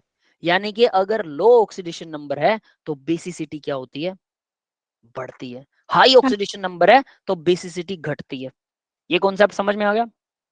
Yes sir. तो इस बेस पर आप बता सकते हो मोर बेसिक कौन है, लेस बेसिक कौन है। जिसका ऑक्सीडेशन नंबर ज्यादा है वो बेसिसिटी कम है, वो एसिडिक है। सीधी बात, उल्टा कर लो, ऑक्सीडेशन नंबर ज्यादा है तो एसिडिक है, ऑक्सीडेशन नंबर कम है तो बेसिक है। नेगेटिव सर ये ऑर्गेनिक केमिस्ट्री में पढ़ा था कि जब ऑक्सीडेशन नंबर ज्यादा होता है तो एलिमेंट मतलब हमारे जो मेटल्स होते हैं ना वो एसिड कंपाउंड्स भी बनाने लगते हैं। हाँ, ऐसे ये वही कॉन्सेप्ट बता रहा हूँ बेटा, रीजन बता रहा हूँ उसका, बिल्कुल सही पढ़ा आपने। ठीक है, तो ये इसका रीजन है। तो यहां से अब आपको कंफर्म हो गया एक कॉन्सेप्ट। ऑक्सीडेशन नंबर निकालिए, जिस सेम चीजें चल रही है, मैग्नीज ही चल रहा है, मान लो सारा एक मैग्नीज का एग्जांपल है, +2 के अंदर आप लोग आगे पढ़ेंगे, मैग्नीज का एग्जांपल आएगा KMnO4 के अंदर, और उसके अंदर आएगा कि मैग्नीज MnO बना रहा है, MnO2 बना रहा है, MnO4 बना रहा है, वो 4 नेगेटिव बना रहा है, MnO3 भी बना रहा है, जिसमें सब में ऑक्सीडेशन नंबर मैग्नीज का अलग अलग आ रहा है। तो वो बोलता है कि एसिडिटी किस तरफ से किस तरफ बढ़ती है, ऑक्सीडेशन नंबर बढ़ता है तो एसिडिटी बढ़ती है, ऑक्सीडेशन नंबर घटता है तो एसिडिटी घटती है, बेसिसिटी बढ़ती है, उल्टा। समझ में आ गया सबको? Yes sir. अब एक चीज याद रख लेना, कल का पेपर मैं फिर से बता रहा हूँ, कल का एग्जाम बहुत आसान है, बड़े आराम से पास होगा। सारे ऑक्सीडेशन नंबर ही बता रखे हैं, सब इसके ऊपर बेस्ड है, कम से कम 10-12 क्वेश्चन इसी पर बेस्ड है। एक है बैलेंसिंग पर, बैलेंसिंग मैंने आपको समझा दी, वो बैलेंसिंग आप अपने लेवल पर करो। एक क्वेश्चन और है जो टाइट्रेशन बेस है, तो टाइट्रेशन बेस आप कह सकते हैं कि वो थोड़ा सा छोड़ सकते हैं एक बार के लिए, ठीक है, क्योंकि हमने वो टॉपिक नहीं किया है। ठीक है, तो यानी सिर्फ 2 ही क्वेश्चन ऐसे हैं जो हार्ड है, टाइट्रेशन बेस वाला तो आपने नहीं किया, तो आप अपने हिसाब से अक्कड़ बक्कड़ बम्बे बो लगा के आओ, कोई चक्कर नहीं है। ठीक है, बट थोड़ा सा कॉन्सेप्ट पढ़ना जरूर कि ये पूछ क्या रहा है, थोड़ा सा आपको समझ में आएगा। फिर उसके बाद में, ठीक है, थोड़ी थ्योरी और बता दूंगा, शायद आपका गैस अच्छा हो जाए, तो थोड़ी सी थ्योरी बता दूंगा ऑक्सीडेशन नंबर वाले की भी, उसका सॉरी टाइट्रेशन वाले की। ठीक है, तो ऑक्सीडेशन नंबर वाला जो है ना, ये क्या नाम, रिडॉक्स का बैलेंसिंग वाला तो आपका सही होना चाहिए बेटा, थोड़ा टिपिकल लगेगा बट आपका सही होना चाहिए, आपकी बैलेंसिंग एकदम सही होनी चाहिए उस रिएक्शन की। अगर आपने मेहनत कर रखी तो आप सही कर पाएंगे, मेहनत नहीं कर रखी तो सोच लेना आप नहीं कर पाएंगे। ठीक है, तो मैंने एक ही मेथड करवा दिया सीधा, हाफ रिडक्शन मेथड से, और ये आसान है, इसमें 4 ही रूल हैं, डायरेक्टली उन चारों का रट्टा मारिए, बात खत्म, बाकी मेथड को मत देखिए, सिंपल, और वो आप आसानी से कर सकते हैं। अब आगे बढ़ते हैं, इसी के अंदर एक और क्वेश्चन उठाते हैं। चलिए,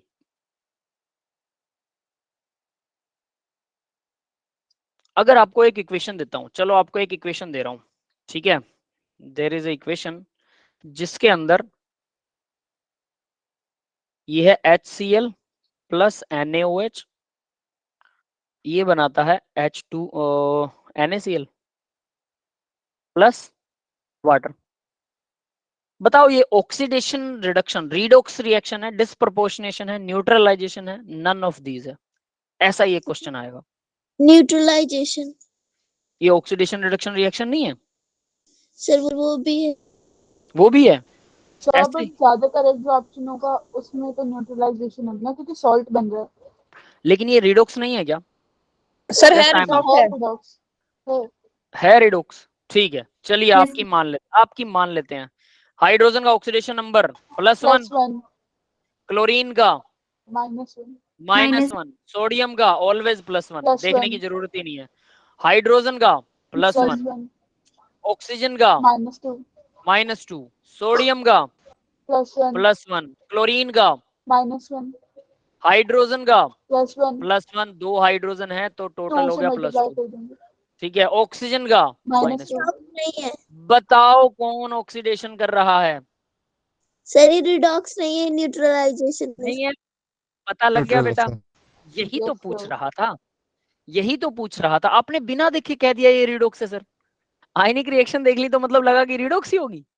इज दिस, यस है सर ना? मुझे लगा था डॉक्टर ऐसा लगता है, समझ गए? इसी चीज के लिए तो, इसी चीज के लिए, इस माइंड को रिफ्रेश करने के लिए हमारी ऐसे मिसकॉन्सेप्शन, दिमाग ना कुछ चीजें देखता है और उसके बाद में उनको ना परसिस्ट कर लेता है अपने माइंड के अंदर, माइंड उसको याद कर लेता है और फिर थोड़ी देर बाद अगर आप क्वेश्चन पूछते हो तो वैसे ही आंसर निकलते हैं। इसका एक एग्जांपल देता हूं। मान लो कि मैं आपसे पूछूं, आपने जादूगर देखे होंगे ज्यादातर, है ना? तो वो कई बार माइंड रीडर भी देखे होंगे, ठीक है, या कहीं ना कहीं सुने होंगे यूट्यूब वगैरह पर, माइंड रीड कर लेते हैं लोग, माइंड रीड कर लेते हैं। माइंड वाइंड रीड नहीं करते, कहते आप एक नाम सोचो, आपको कहेंगे आप एक नाम सोचो, और उसके बाद में ना थोड़ी देर बाद बताएंगे ये वो फलाना धिमगड़ा करके कहेंगे आप ये सोच रहे थे। आपको अरे यार इसने तो मेरा माइंड रीड कर लिया, इसको कैसे पता वो नाम? या कहेंगे कोई कलर सोचो। तो मैं देखो, मैं एक सिंपल चीज बताता हूँ, ये देखो, ये एक डब्बा आपको दिखाई दे रहा है, ये एक डब्बा है मेरे पास, ठीक है? अब मैंने यस आपको सर ऐसा डब्बा दिखा दिया और इसके ढक्कन का कलर आपके माइंड में अपने आप जम गया, मैंने नहीं बताया, अपने आप जम गया। और मैं फिर बोलूं कि बिना सोचे, ज्यादा नहीं सोचना, बस एक कलर सोचो, आपके एकदम दिमाग में रेड कलर या पिंक कलर, ये इस तरह का कलर आएगा, ऑरेंज कलर, क्योंकि आपने अभी अभी देखा है। तो आपका माइंड सबसे पहले उसी कलर को याद करने को, उसी कलर को बोलने को बोलेगा। और वो लोग यही बोलते हैं कि सोचना नहीं है ज्यादा, एक कलर सोचो बस, अभी अचानक से सोचो, ये मत सोचो कि आपका फेवरेट क्या है। They don't ask you the favourite colour, no. Favourite तो कुछ भी हो सकता है, किसी का भी फेवरेट कुछ भी, तो ब्लैक भी फेवरेट हो सकता है किसी का, इसका व्हाइट फेवरेट हो सकता है, रेड फेवरेट हो सकता है। लेकिन वो लोग बोलेंगे कि बिना कुछ सोचे अचानक से कोई भी एक कलर सोची फटाफट, तो आपके दिमाग में वही आएगा जो मैंने अभी दिखाया है। हालांकि मैं उस कलर की बात नहीं करूंगा।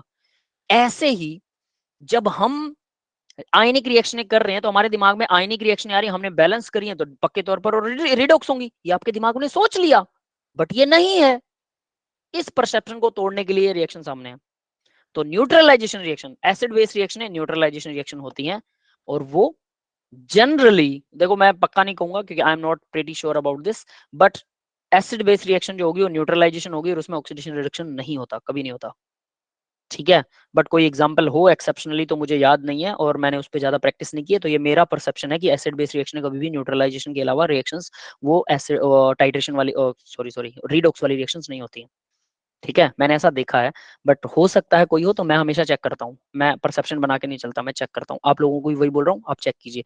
यस, क्लियर है, चेक हो जाएगा, चेक जरूर कीजिए। Yes sir acid base reaction है और चेक कीजिए कि वो मतलब रिडॉक्स हैं या नहीं, but generally acid base redox नहीं होती हैं। आगे बढ़ते हैं बेटा, एक और क्रोमियम की ऑक्सीडेशन स्टेट निकालते हैं। क्रोमियम की बहुत सारी ऑक्सीडेशन स्टेट्स निकलती होती है ना। K2Cr2O7 ऐसा कोई मॉलिक्यूल लेते हैं, K2Cr2O7, इसमें क्रोमियम की ऑक्सीडेशन स्टेट फाइंड आउट कीजिए। CrO5, इसके अंदर क्रोमियम की ऑक्सीडेशन स्टेट फाइंड कीजिए। KMnO4, इसके अंदर मैग्नीज की ऑक्सीडेशन स्टेट फाइंड कीजिए। यस गाइस, फटाफट फाइंड करो, आंसर बताओ। सर फर्स्ट का +6 फर्स्ट का +3, 3 किसका +3? तो Cr2 है ना। हाँ, सेकंड का +10 इसका प्लस एक मिनट, 1 2 3 किसका बता रहे हो मेरे को ये बताओ। सर, सेकंड का सेकंड का +10। +10 सेकंड का +10 गलत है, सबका गलत है।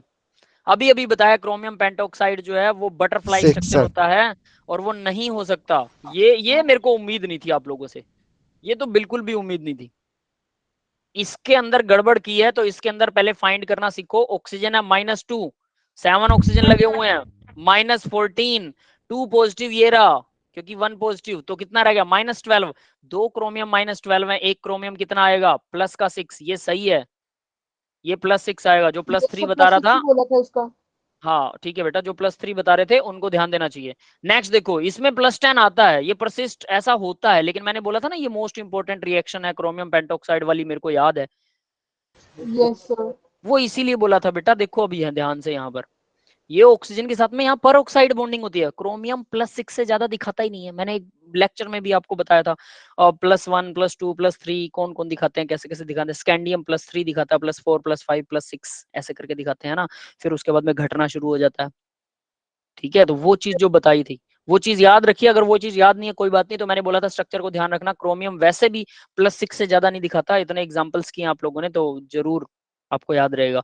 तो यहाँ देखो क्या हो रहा है, यहाँ ऑक्सीजन क्या दिखा रहा है, -1, क्योंकि इस ऑक्सीजन के साथ तो इसका कोई लिंक नहीं है तो 0 दिखाएगा। यहाँ ऑक्सीजन ये भी -1, क्योंकि सिर्फ क्रोमियम से छीन रहा है, ये ऑक्सीजन भी -1 वो ओनली क्रोमियम से छीन रहा है, ऑक्सीजन ऑक्सीजन से तो नहीं छीन सकता, ये ऑक्सीजन भी -1 रहेगा। और ये ऑक्सीजन -2 दो बॉन्ड बना रखे हैं क्रोमियम के साथ में, मतलब क्रोमियम +2 और बाकी 4 ऑक्सीजन की वजह से +1, तो टोटल +6। यस, ये बात समझ में आई सबको, ये वाला diagram yes sir. Yes sir. Clear है ना बेटा? तो ध्यान रखिएगा, chromium pentoxide butterfly, chromium pentoxide butterfly structure है, वो हमेशा +6 दिखाता है। मैंने पीछे ये देखो ये रिएक्शन लिखी थी, इसको इंपॉर्टेंट लिखा था ये रिएक्शन, क्योंकि इसके अंदर बैलेंसिंग वाला कोई भी मेथड यूज नहीं होने वाला। इस रिएक्शन में बैलेंसिंग का कोई भी मेथड यूज नहीं होता है, इसको तोड़ना पड़ता है। क्यों? क्योंकि क्रोमियम पेंटोक्साइड है और इसके अंदर ऑक्सीजन क्या कर रही है, इसमें एक तो क्रोमियम कर रहा है ऑक्सीडेशन, ऑक्सीडेशन रिडक्शन, रिडक्शन कर रहा है, और ऊपर से ऑक्सीजन क्या कर रही है, 0 ऑक्सीजन स्टेट में है, और क्या है 0 में, यानी -1 से 0 में जाती है, और -2 से भी 0 में जा रही है। ऑक्सीजन एक क्रोमियम पेंटोक्साइड में -2 भी है, और 4 ऑक्सीजन है जो -1 है, तो वो दोनों 0 में जा रही हैं, O2 बना रही है 7O2। तो यानी ये है डिसप्रोपोर्शनेशन रिएक्शन। ऑक्सीजन के केस से तो डिसप्रोपोर्शनेशन रिएक्शन है, वैसे नॉर्मल रिडॉक्स रिएक्शन है, तो इसलिए ऑक्सीजन को तोड़ना पड़ेगा, ऑक्सीजन और क्रोमियम को अलग अलग लेना पड़ेगा। बहुत खतरनाक वाली इसमें बैलेंसिंग होती है, इसलिए बोला सीधा याद कर लो। यही एक एग्जांपल है, बाकी ज्यादा नहीं मिलेंगे आपको, कोई एक आधा और हो सकता है, तो इसको सीधा याद कर लो, बात खत्म है। 4 होंगे दोनों, क्रोमियम 4 ऑक्सीजन 7, बस। बाकी वाटर और H2SO4 6 है, 4 7 6, 3 तो नंबर याद करने। यस गाइस, क्लियर है? गलती मत करना बेटा यस इसमें। सर। तो इसमें कितना आएगा, क्रोमियम +6। यस। आगे वाला बताओ अब, KMnO4 +7। प्लस +7 है ना? हाँ बिल्कुल, ये +7 आएगा। ठीक है, ध्यान से करना, मैग्नीज जो है +2 भी दिखाता, +4 भी दिखाता, +7 भी दिखाता, तो उसको ध्यान से करना। KMnO4 में डेफिनेटली वो +7 दिखाता है। ठीक है, चलो अब आगे बढ़ते हैं। नेक्स्ट है भाई, MnSO4 के अंदर मैग्नीज की ऑक्सीडेशन स्टेट बता सकते हो? सर किसमें? चलो बताता हूँ, 1 मिनट रुको। एक और होता है इसी का भाई, KMnO4 +2 में करोगे आप लोग, K2MnO4 फॉर्मूला ध्यान से पढ़ लेना, गलती नहीं होनी चाहिए, मैं फिर से बता रहा हूं। K2MnO4 में मैग्नीज की ऑक्सीजन स्टेट बताओ।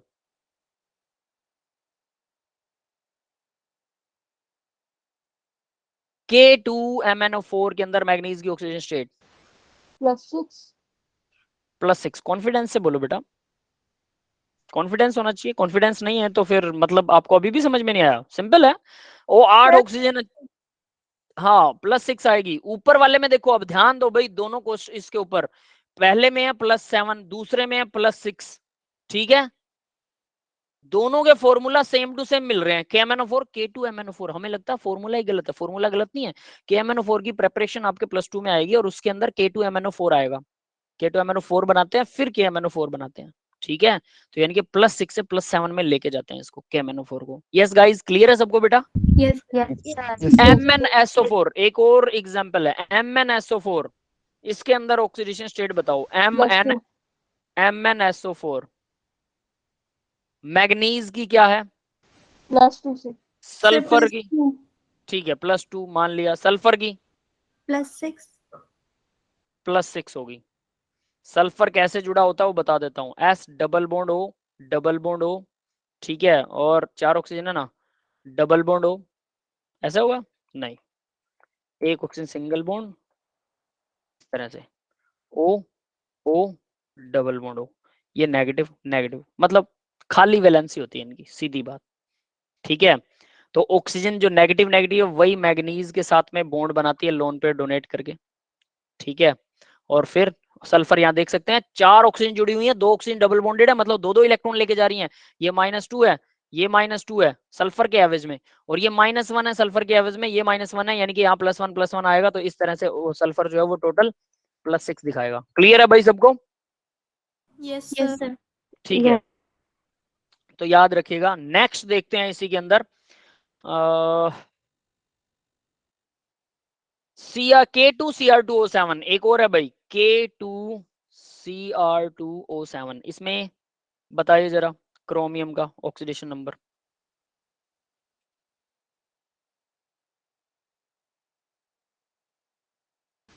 +6 सर +6 +6 7 ऑक्सीजन है, -2 × 7 माइनस का 14 प्लस का 2 ये रहा, तो -12 बच गया, तो +6 आ जाएगा। ठीक है, क्लियर है? ठीक है, अब जरा एक और रिएक्शन देता हूं आपको, ठीक है, उसको ध्यान से देखना। HClO सेकंड रिएक्शन नहीं है, HClO2 थर्ड, HClO3, HClO4। याद है सबको क्या होता है? ये होता है परक्लोरिक एसिड स्ट्रॉन्गेस्ट एसिड। याद है क्या? Yes sir. Yes sir perchloric acid strongest acid. सभी मेरे को सभी में ना क्लोरीन का ऑक्सीडेशन नंबर चाहिए, बस क्लोरीन का ऑक्सीडेशन नंबर निकालो सभी में। सर फर्स्ट वाले में +1 इसमें +1 आएगा, ठीक है, मान लेते हैं। इसका स्ट्रक्चर दिखा देता हूँ। Cl आएगा, C नहीं, Cl डबल बॉन्ड O ऐसा, और H डायरेक्ट ऐसे जुड़ा होगा, नहीं। स्ट्रक्चर याद होना चाहिए सबको, Cl O और H। यस गाइज, ठीक है। Yes sir. नेक्स्ट वाले का स्ट्रक्चर, क्लोरीन के साथ एक OH पक्के तौर पर होगा, और फिर दूसरा डबल बॉन्ड हो जाएगा। नेक्स्ट वाले का स्ट्रक्चर, क्लोरीन के साथ एक OH पक्का होगा, और फिर 2 डबल बॉन्ड हो जाएंगे। नेक्स्ट वाले के अंदर, अब ये इसको मोड़ना पड़ेगा, तो नेक्स्ट वाले के अंदर देखो इसका स्ट्रक्चर, एक क्लोरीन के साथ में OH पक्का होगा, और फिर 3 ऑक्सीजन ऐसे जुड़े होंगे डबल बॉन्ड हो। 7 के 7 इलेक्ट्रॉन, ऑक्सीजन के लास्ट शेल के अंदर 7 इलेक्ट्रॉन होते हैं, 7 के 7 इलेक्ट्रॉन क्या है, एम्बेडेड हैं 7 के 7, और इस तरह से वर्क करता है। देखो जरा ऑक्सीजन क्लोरीन के साथ में कैसे दिखाएगी, क्या क्या दिखाएगी, +1 2 3 4 5 6 क्या क्या आएगा, जल्दी बताओ। सर सर सेकंड सेकंड में वाले का आएगा +3 सेकंड में +3, 3 यस सर +5 और थर्ड +5 +5 7 एंड +7।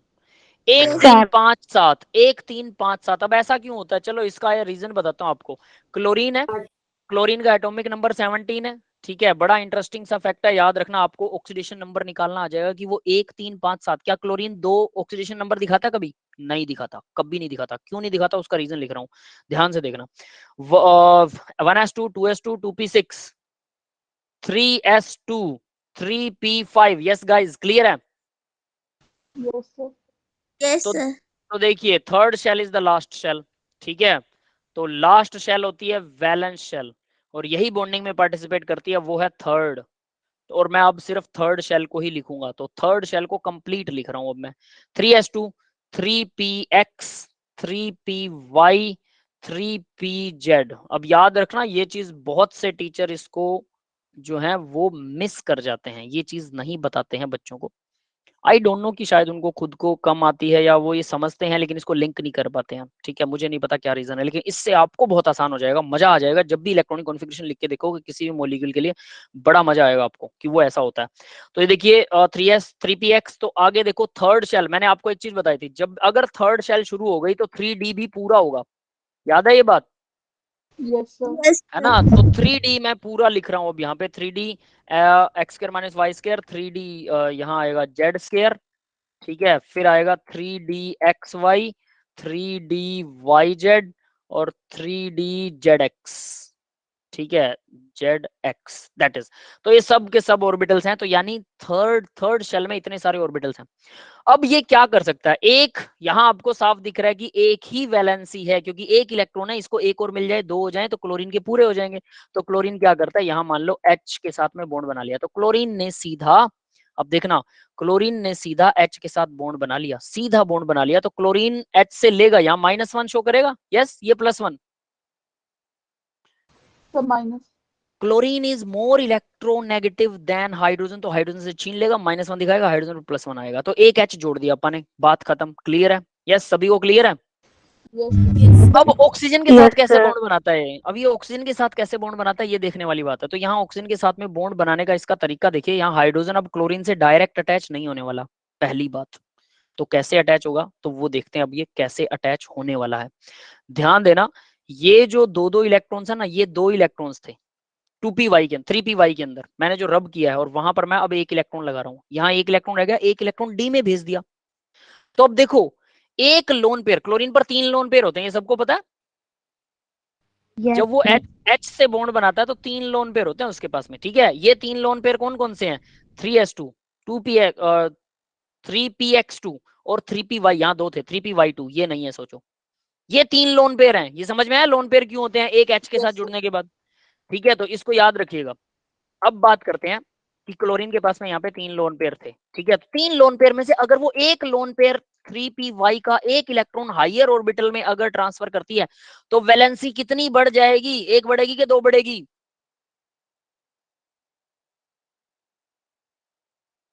सब शांत हैं, चुप हैं, कोई राज की बात है? अरे आपके सामने है, कितनी वैलेंसी बढ़ जाएगी। वैलेंसी क्या होती है, खाली इलेक्ट्रॉन, सिंगल इलेक्ट्रॉन बेटा। क्या कह रहे हो वैशाली बेटा, एक ही? तो एक वैलेंसी बढ़ेगी क्या? आपको मतलब अभी भी समझ में नहीं आया वैलेंसी कैसे होती है। देखो वैलेंसी, इसमें वैलेंसी क्यों है, चलो मेरे को ये बताओ कि हमारे पास ये था 3s2 3p के अंदर थे 5, ठीक है, यही था। तो अगर मैं इसको एक्सपेंड करता हूँ 3px 3py और 3pz, ठीक है, तो यहाँ 2 थे, यहाँ 2 थे, यहाँ 1 था, ऐसा ही था। Yes. तो ये एक वैलेंसी, एक बॉन्ड बनाता है, क्यों बनाता है एक बॉन्ड, क्योंकि इसका एक ऑर्बिटल ऐसा है जिसमें एक इलेक्ट्रॉन है, तो वो एक अब इलेक्ट्रॉन दूसरे के साथ शेयर करके बॉन्ड बना सकता है। क्लियर है? Yes sir. अब मैंने क्या किया, अब देखो ऊपर मैंने क्या कर रखा है, ये जो 2p 3py था, इसका एक इलेक्ट्रॉन, ये देखो यहां से मैंने एक इलेक्ट्रॉन उड़ा दिया और मैंने कहा डाल दिया, उसको 3d में डाल दिया, ये रहा 3d के अंदर, यहां डाल दिया। यस बेटा, क्लियर है? तो एक बॉन्ड ये तो पहले बना ही रहा था। सोचो इसके साथ में क्लोरीन है, तो इसके साथ में मैं कुछ और जोड़ देता हूँ, क्या जोड़ू, हाइड्रोजन ही जोड़ देते हैं सारे, है ना। एक बॉन्ड तो ये बना ही सकता था, एक बॉन्ड अब इसके साथ शेयर कर सकता है इलेक्ट्रॉन, क्योंकि एक ही इलेक्ट्रॉन है इसके पास। Yes sir. और एक डी वाले के साथ शेयर कर सकता है। Yes sir. तो कितनी वैलेंसी होगी अब, 3 होगी एक से, 3। यानी कि ये अपने एक इलेक्ट्रॉन के साथ बॉन्ड नहीं बनाएगा अकेला, एक और इसका खाली रह जाएगा तो 2 बॉन्ड इकट्ठे बनाएगा, एक नहीं बनाएगा। समझ में आया? Yes sir. बहुत इंपॉर्टेंट वाली बात बता रहा हूँ, ये आपको फ्यूचर में बहुत फायदा करेगी कि किसी की वैलेंसी बढ़ती है तो 1 3 5 7 क्यों होती है, ठीक है, 1 3 5 7। मीनू बेटा कुछ पूछना चाह रहे हो क्या? सर 3dx वाले ने एक हाइड्रोजन के साथ बनाई और एक 3pz वाले ने बनाई हाइड्रोजन के साथ। एक्स स्क्वायर और माइनस वाई। सर ये तो 3 बॉन्ड बन रही है। हाँ 3 बॉन्ड बन रहे हैं, हाँ बोलो।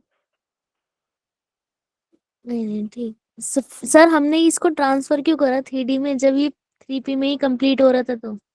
हाँ बिल्कुल सही क्वेश्चन है। तो देखो इसको ट्रांसफर करने के लिए देखो क्या होता है, लास्ट शेल वैलेंस शेल होती है, वैलेंस शेल के अंदर आप ध्यान देना, वैलेंस शेल में यहाँ भले ही वो कंप्लीट हो रहा है लेकिन इसका 3d पूरा खाली पड़ा है, थर्ड शेल वो भी तो है। सभी एटम ये चाहते हैं कि उनकी लास्ट वाली शेल सारी भरी हो या सारी खाली हो, मतलब एक भी इलेक्ट्रॉन ना हो। अब यहाँ इस केस में क्या हो रहा है, इसकी लास्ट वाली शेल में 3p में तो है पर 3d सारी खाली पड़ी है, तो हमें दिखता है कि 3p में 2 है, तो वो आगे क्यों ट्रांसफर करेगा, क्योंकि उसको 3d को भी पूरा करना चाहता है वो, तो 3d वाला कहता है भाई मेरे पास ही भेज दे, तेरे पास नहीं है, तो इसलिए वो वहां ट्रांसफर हो सकता है। Electron can be transferred from 3p to 3d easily.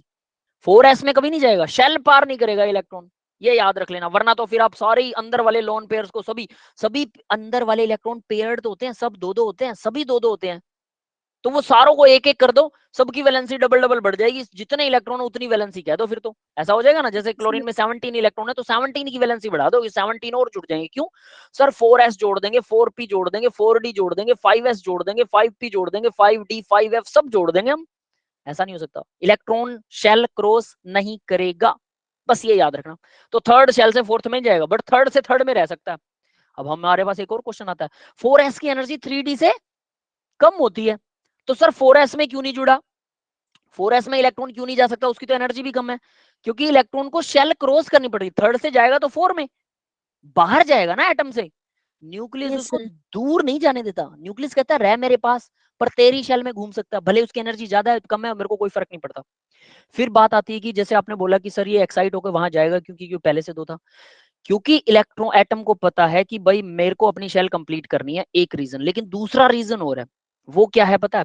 Electron को अपनी शेल, एटम को अपनी शेल तो कंप्लीट करनी है, लेकिन अगर सामने से अप्रोच करने वाला हाइड्रोजन, मैंने डायरेक्टली आपके कन्वीनियंस के लिए जोड़ा है, कन्वीनियंस मतलब आपकी सुविधा के लिए जोड़ा है, जो स्ट्रॉन्ग एटम्स है ना, फ्लोरीन जो इलेक्ट्रॉन को अट्रैक्ट करता है, वो इनके लोन पेयर को हायर ऑर्बिटल में ट्रांसफर करा देता है, कहता है तू अपना लोन पेयर हायर ऑर्बिटल में लेके आ, एक इलेक्ट्रॉन, तेरी दो वैलेंसी खाली हो जाएगी और मैं दो के दो जुड़ जाऊंगा। एक लोन पेयर हायर में गया तो दो वैलेंसी खाली, कैसे?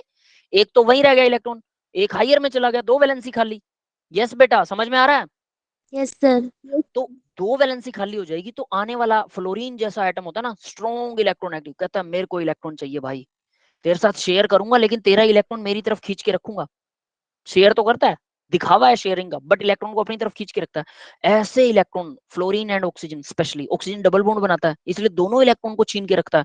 ऑक्सीजन बहुत चालू है, याद रखना। सबसे फ्लोरीन हाईएस्ट इलेक्ट्रोनेगेटिव है, लेकिन ऑक्सीजन जो है वो उससे भी ज्यादा दिमागदार कह सकते हो, उससे भी ज्यादा चालू है, वो भी मतलब फ्लोरीन को फेल कर देता है कई बार, फ्लोरीन की जगह ऑक्सीजन जुड़ जाता है।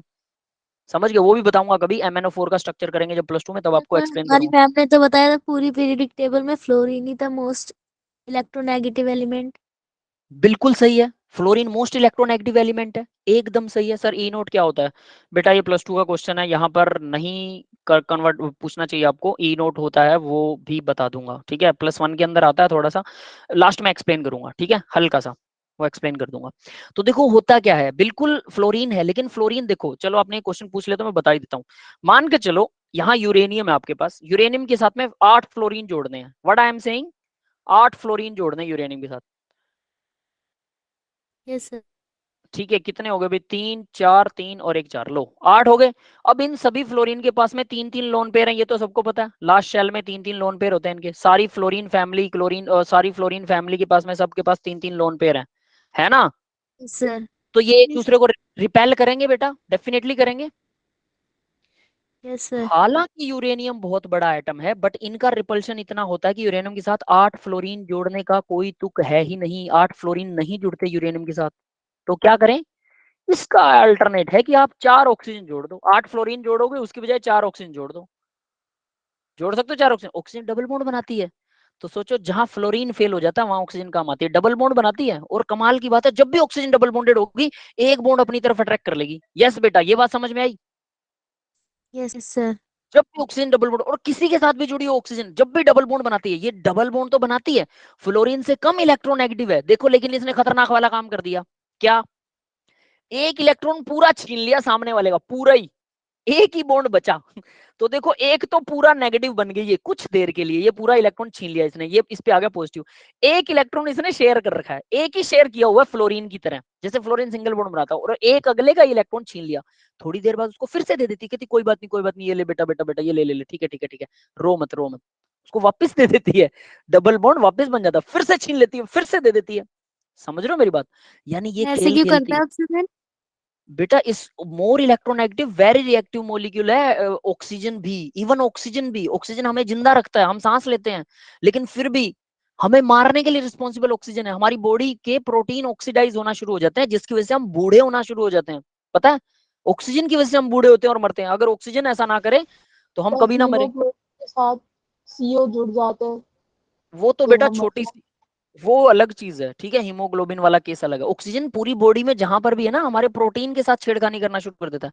जब आप यंग होते हो 16 ईयर से पहले पहले की एज में, तो सभी बच्चों में कभी भी कोई बीमारी या किसी भी तरह से कुछ होने का कोई खतरा नहीं होता। वजह होती है क्योंकि उस टाइम पर आपकी नई नई सेल बन रही होती है, प्रोटीन बन रहा होता है, ऑक्सीजन उसमें यूज हो जाता है।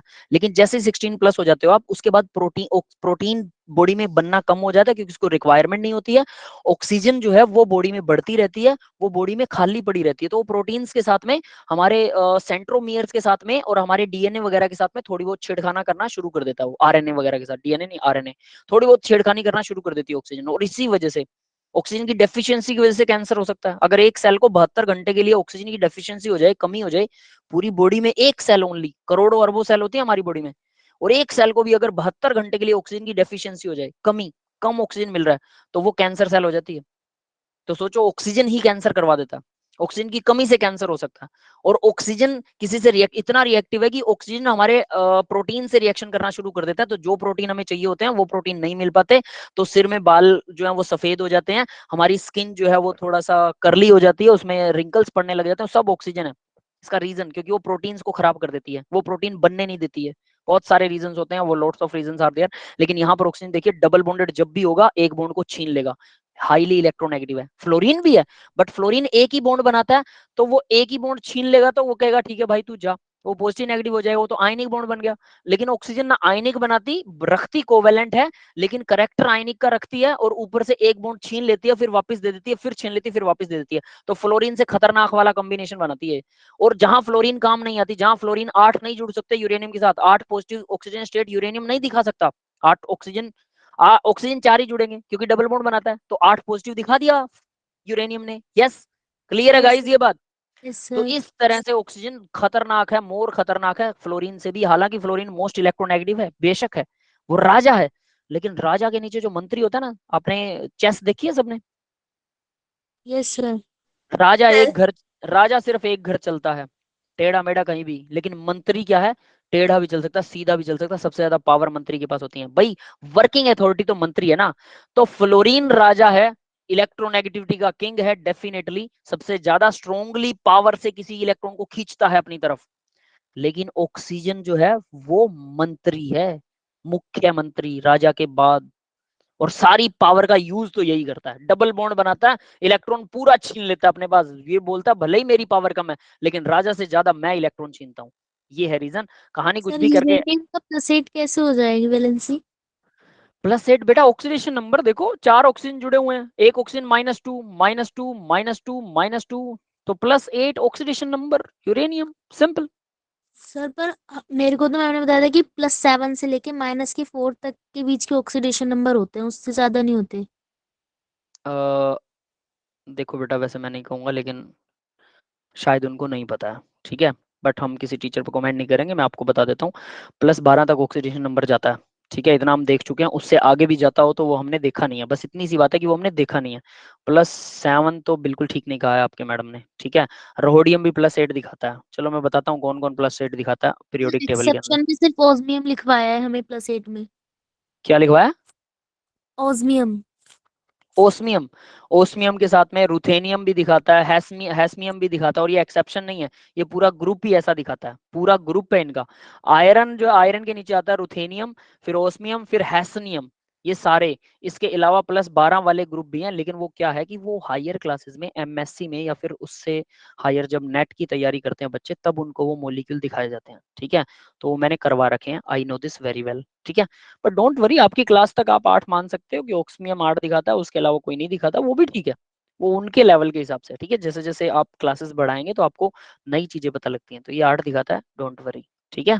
यूरेनियम तो ओके बहुत सर। इजीली दिखाता है, और बहुत है, 8 से 12 दिखा दूं इसकी, ठीक है, वो भी है ठीक है मेरे सर। पास, है ना। तो डोंट वरी अबाउट दिस। तो देखो भाई, ठीक है, तो ये अब आपको समझ में आया होगा कि यहाँ क्या हो रहा है। तो सेम एज इट इज, अब मैं एक और काम कर रहा हूँ, ध्यान देना कि अब मैं क्या कर रहा हूँ। यहाँ पर, यहाँ मैं इस एक और को यहाँ से गायब कर रहा हूँ। जो हमारा कॉन्सेप्ट है वो यहाँ है कि इस एक और को मैंने यहाँ से गायब कर दिया।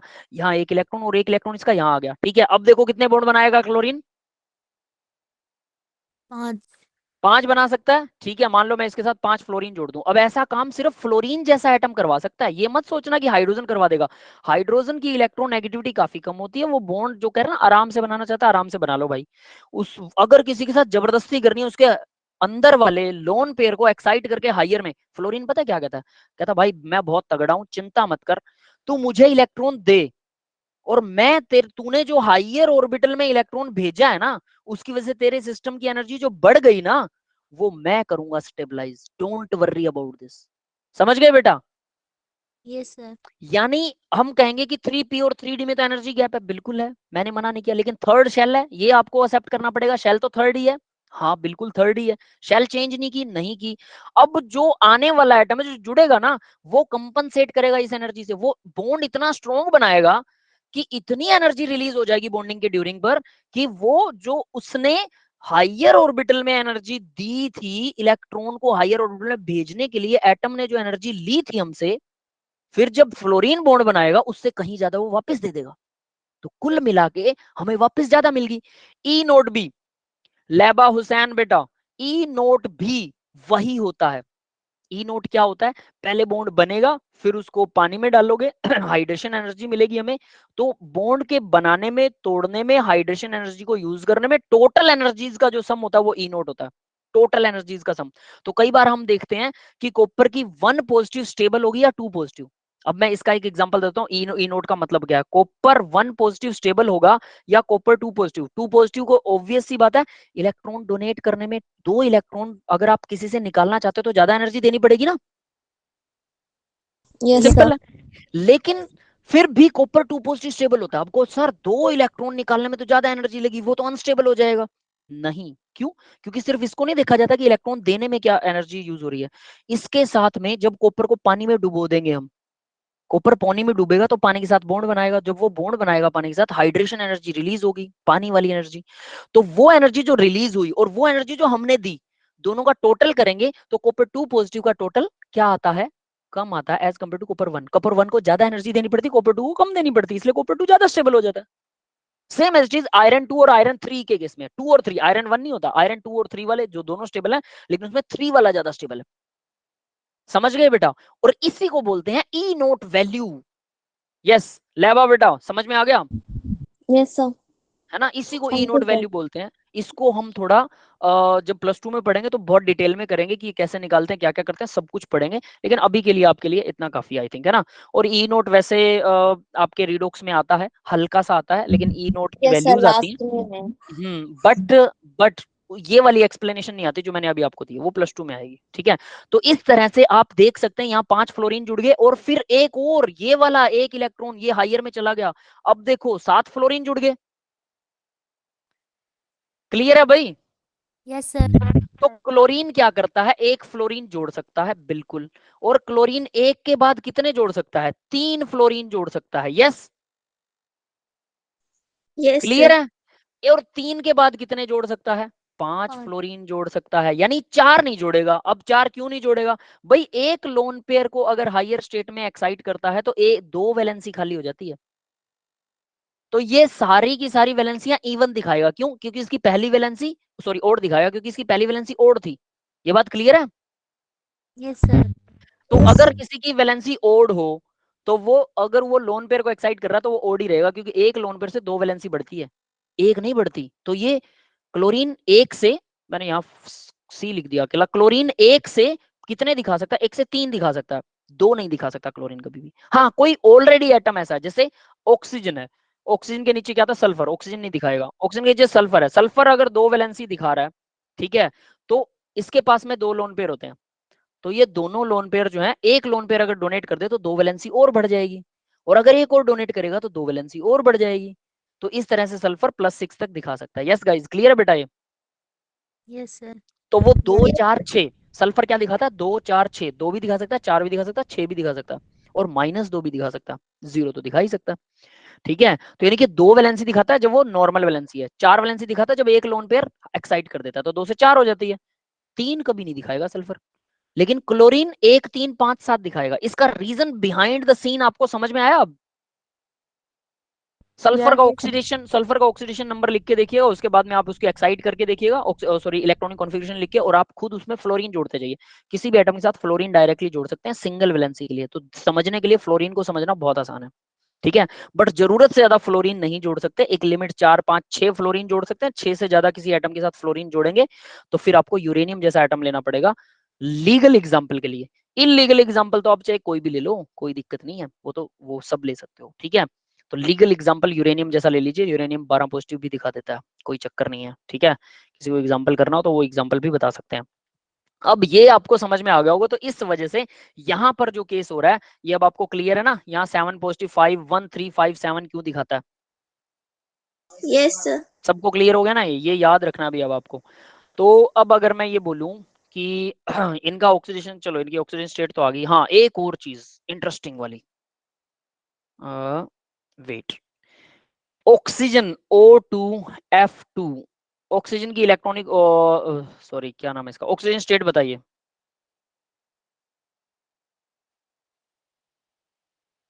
ऑक्सीजन की यहां पर भी ऑक्सीजन स्टेट बताइए।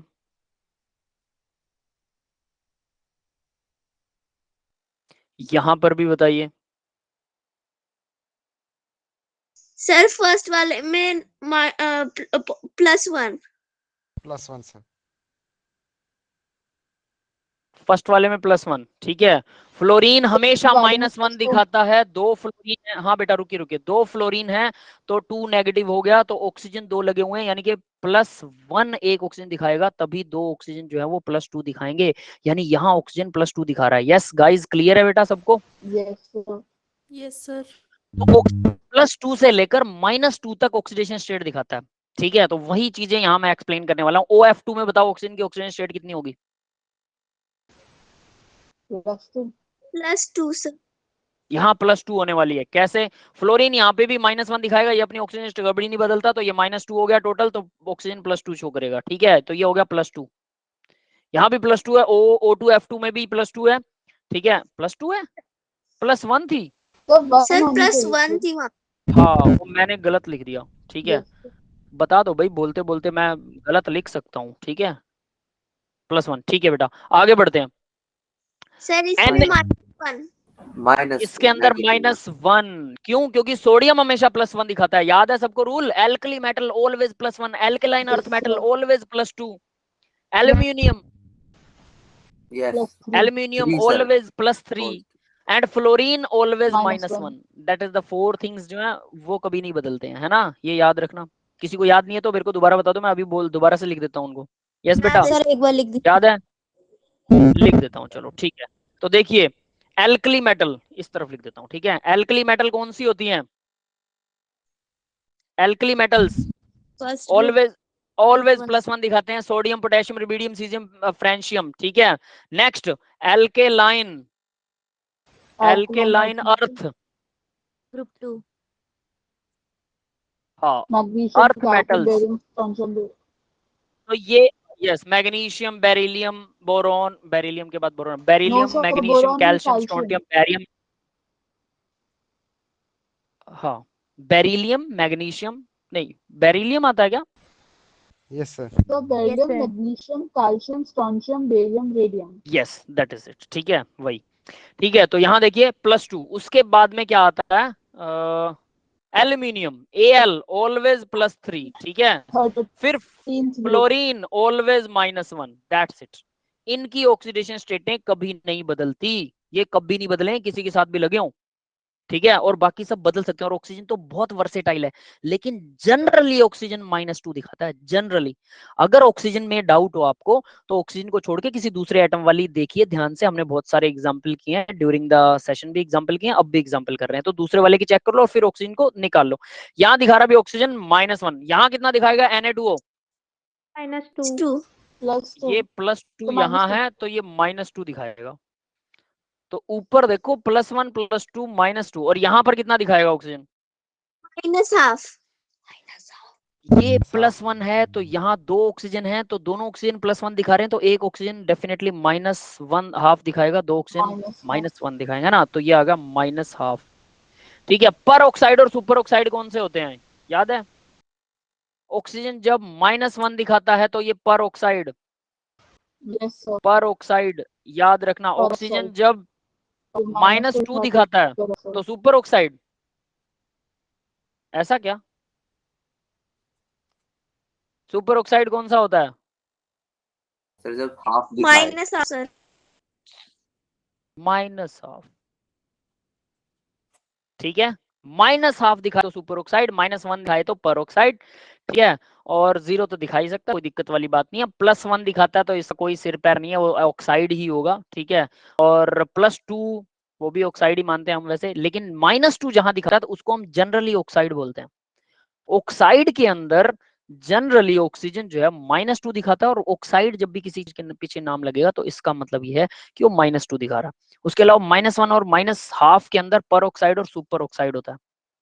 ठीक है, और उसके एग्जाम्पल आपकी स्क्रीन के सामने है, वो आपकी स्क्रीन के सामने है। +1 और सैंपल जैसे ये है, और कोई देना एक बार। KO2 पोटेशियम लगा दो। सारी एल्कली मेटल के अलावा कुछ नहीं हो सकता। एल्कली मेटल है जो ऑक्सीजन से -1/2 दिखा सकती है, क्योंकि एल्कली मेटल 1 लगा दो, ऑक्सीजन 2 लगा दिए। अब एल्कली मेटल तो जितनी भी है वो 1 पॉजिटिव है ना, sodium potassium rubidium caesium francium, वो सब तो 1 पॉजिटिव से हटेंगे नहीं। ऑक्सीजन उसके साथ 2 जुड़ गए तो ऑक्सीजन को -1/2 दिखाना पड़ेगा। क्लियर है? कोई भी एग्जांपल, यस। सोडियम की बजाय पोटेशियम लगा दो, चॉइस इज योर्स। ठीक है, तो ये इस तरह से भाई, ये भी अब आपको याद रखने हैं। सुपर ऑक्साइड, पर ऑक्साइड और ऑक्साइड, इनके नाम जरूर याद रखिएगा बेटा, बहुत इंपॉर्टेंट है ये सारे के सारे। अब बात करते हैं, ठीक है, अब एक चीज और बताओ मुझे, एक और इंटरेस्टिंग सा एग्जांपल है। H2S में सल्फर की ऑक्सीजन स्टेट बताओ, और S2F2 में सल्फर की ऑक्सीजन स्टेट बताओ। यस बेटा, सर फर्स्ट वाले में -2। फर्स्ट में -2। फर्स्ट वाले में -2, तो वैसे भी मैंने आपको बताया सल्फर जो है वो 2 ऑक्सीजन स्टेट 2 4 6 दिखा सकता है, -2 भी शो कर सकता है। -2 होगा, क्यों? क्योंकि हाइड्रोजन लगा हुआ है, हाइड्रोजन पर +1। ठीक है, 2 हाइड्रोजन है तो ये -2 हो जाएगा, दैट्स इट। आगे सेकंड वाले में, +1। +1। इसमें +1 दिखा रहा है। देखो फ्लोरीन हमेशा -1 दिखाता है, 2 फ्लोरीन लगे हुए हैं तो ये हो गया -2, और इधर कितना आएगा? 2 सल्फर -2, यानी एक सल्फर +1 दिखा रहा होगा, तभी 2 सल्फर +2 दिखाएंगे, और तभी ये न्यूट्रल हो पाएगा। ये दोनों बराबर होने चाहिए। वैसे आप एक्स वाला मेथड भी यूज कर सकते हैं, बट आपने देखा होगा कि मैं एक्स वाला मेथड, एक्स लगा के एक्स मानो लेफ्ट राइट करो, ऐसा नहीं कर रहा हूँ भाई। सिंपल जोड़ घटा है, ये भी आप ओरल नहीं कर सकते क्या? एक्स लगाना जरूरी है यहाँ पे? No sir. है ना, ओरल ये तो फिंगर टिप्स पे कर सकते हैं, बट कुछ बच्चों को समझ में नहीं आता, तो मैं उनको एक्स के लिए बोल देता हूँ कि आप बेटा एक्स मान लो, सल्फर को 2 लगे हुए, 2 से मल्टीप्लाई करके ओवरऑल 0 कर दो। फिर उसमें ना पॉजिटिव नेगेटिव चार्ज जब आता है ना, तो वो घटाना बढ़ाना वो प्रॉब्लमेटिक हो जाता है कई बार, तो उसमें बच्चे गलती कर जाते हैं। इसमें कभी गलती नहीं होगी अगर आपने थोड़ी सी प्रैक्टिस कर ली। ठीक है, तो इसका सल्फर का आ गया भाई +1, तो इस तरह से कितना आया? +1। ये याद रखना, 2 सल्फर के लिए +2 है, कहीं आप ये गड़बड़ कर दो कि लास्ट में +2 ही लिख दो, तो बहुत केयरफुली आपको ये देखना है। तो ये सब हम कर चुके हैं। ठीक है, अब मैं आपको चीज बता देता हूँ जो मैं आपको बोल रहा था कि एसिड बेस के लिए हम क्या करते होते हैं। ठीक है, मिथाइल ऑरेंज एक इंडिकेटर होता है, जो टाइट्रेशन की बात कर रहा था ना, मिथाइल ऑरेंज, ये नाम किसी को याद है? Yes sir, yes sir. Orange colour देता है ये।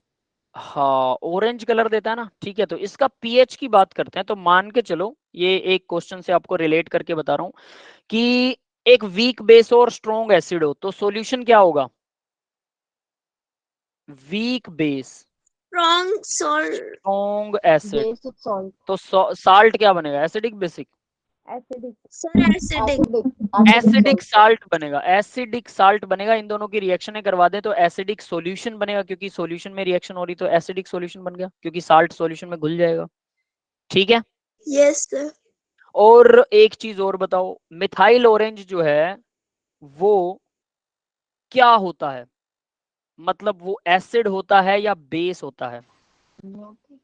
इंडिकेटर है इंडिकेटर ये है, मैं हाँ। बता देता हूँ, इंडिकेटर है, इस बात में कोई डाउट नहीं। लेकिन मिथाइल ऑरेंज का स्ट्रक्चर किसी को पता है? नहीं नो सर। सर। एसिड है या बेस है ये पता है? सर एसिड होगा। एसिड होगा, ये कैसे कह सकते हैं आप कि ये एसिड होगा? मतलब कभी देखा है स्ट्रक्चर जो मैं ये कह दूं कि आपको पता है डेफिनेटली ये एसिड होगा? ये बेस होता है कि एसिड होता है, कंफर्म करो। चलो नेट पे सर्च कर लो, आपको वेट करने के लिए देता हूँ ताकि आप कल का क्वेश्चन अच्छे से अटेम्प्ट कर सकें। वीक एसिड कर लिया सर। क्या होता है बेटा? वीक एसिड दिखा रहे। वीक एसिड है। Yes sir. Methyl orange. Methyl group आ रहा है तो हो सकता है एसिड हो। मिथाइल ग्रुप आ रहा है तो एसिड होगा। मिथाइल ग्रुप से एसिडिक का क्या लेना देना है? वीक एसिड इंटरनेट पे क्या दिखा रहा है, चलो ये बताओ। सर इंटरनेट पे वीक एसिड दिखा रहे हैं। वीक एसिड दिखा रहा है। Yes sir. यस सर, सबसे ऊपर। चलो ये वीक एसिड है, लेकिन फिर मुझे वो बताना पड़ेगा सारी कहानी, है ना। मैं सोच रहा हूँ कि आपका वो तो क्वेश्चन उसको कैसे स्ट्रक्चर भी दिखा रहे हैं। स्ट्रक्चर दिखा रहा है, स्ट्रक्चर के अंदर H पॉजिटिव आयन डोनेट करता है ये।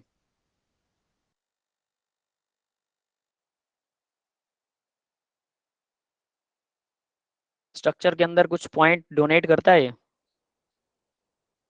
ऐसा कुछ।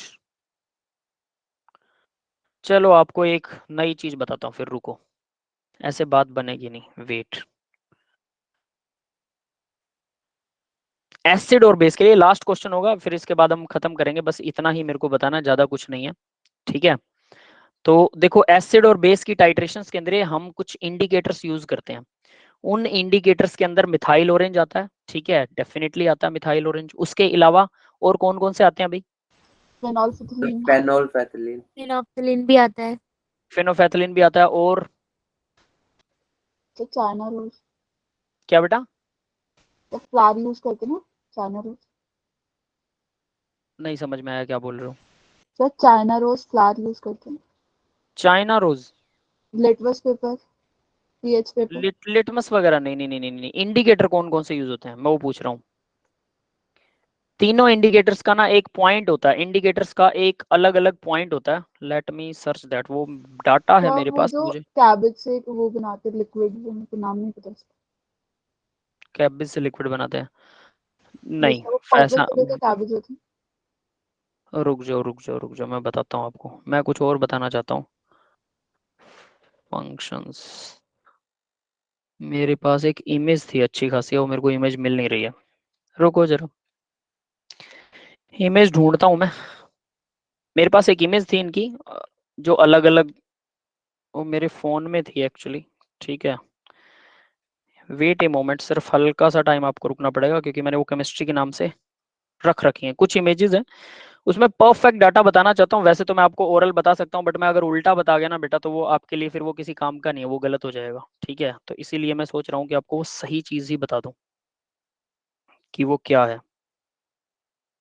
और वो इमेज अगर मिल गई तो बहुत बढ़िया, नहीं मिलेगी तो फिर आप राम भरोसे कल उसमें जा सकते हैं। टेस्ट तो देना ही आपको, है ना।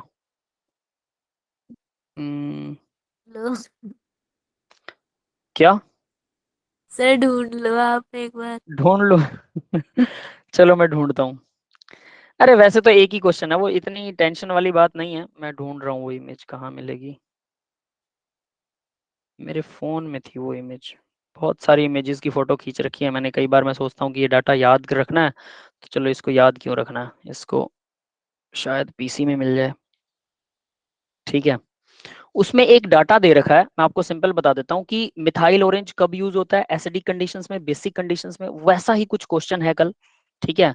और वो डेफिनेटली वो इंटरनेट पे नहीं मिलेगा, तो इसीलिए मैंने उसकी इमेज खींच रखी थी, ठीक है। ये तो वजह होती है, इंसान उसी हिसाब से चीजें कवर करता है।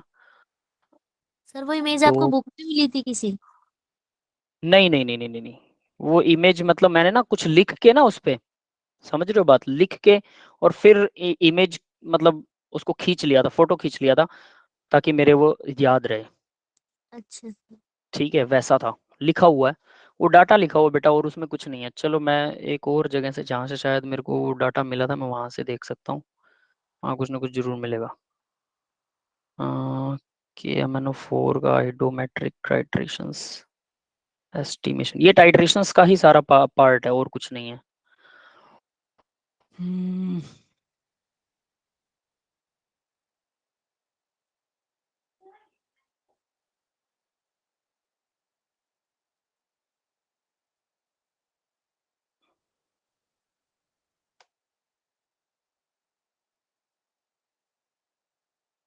रिडॉक्स पोटेंशियल इलेक्ट्रोकेमिस्ट्री इसमें तो नहीं है।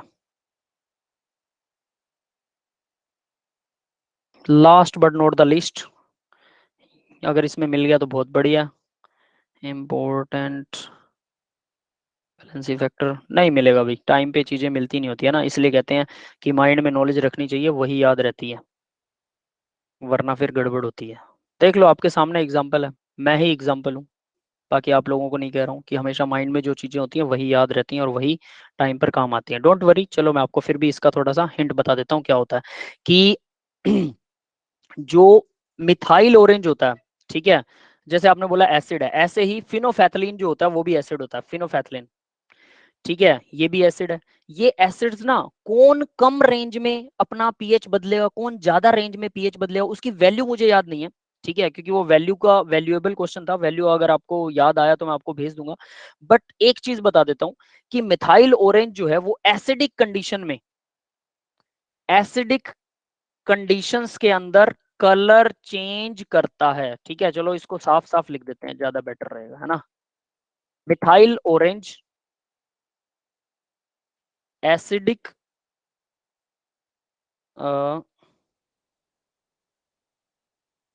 कंडीशंस के अंदर कलर चेंज करता है,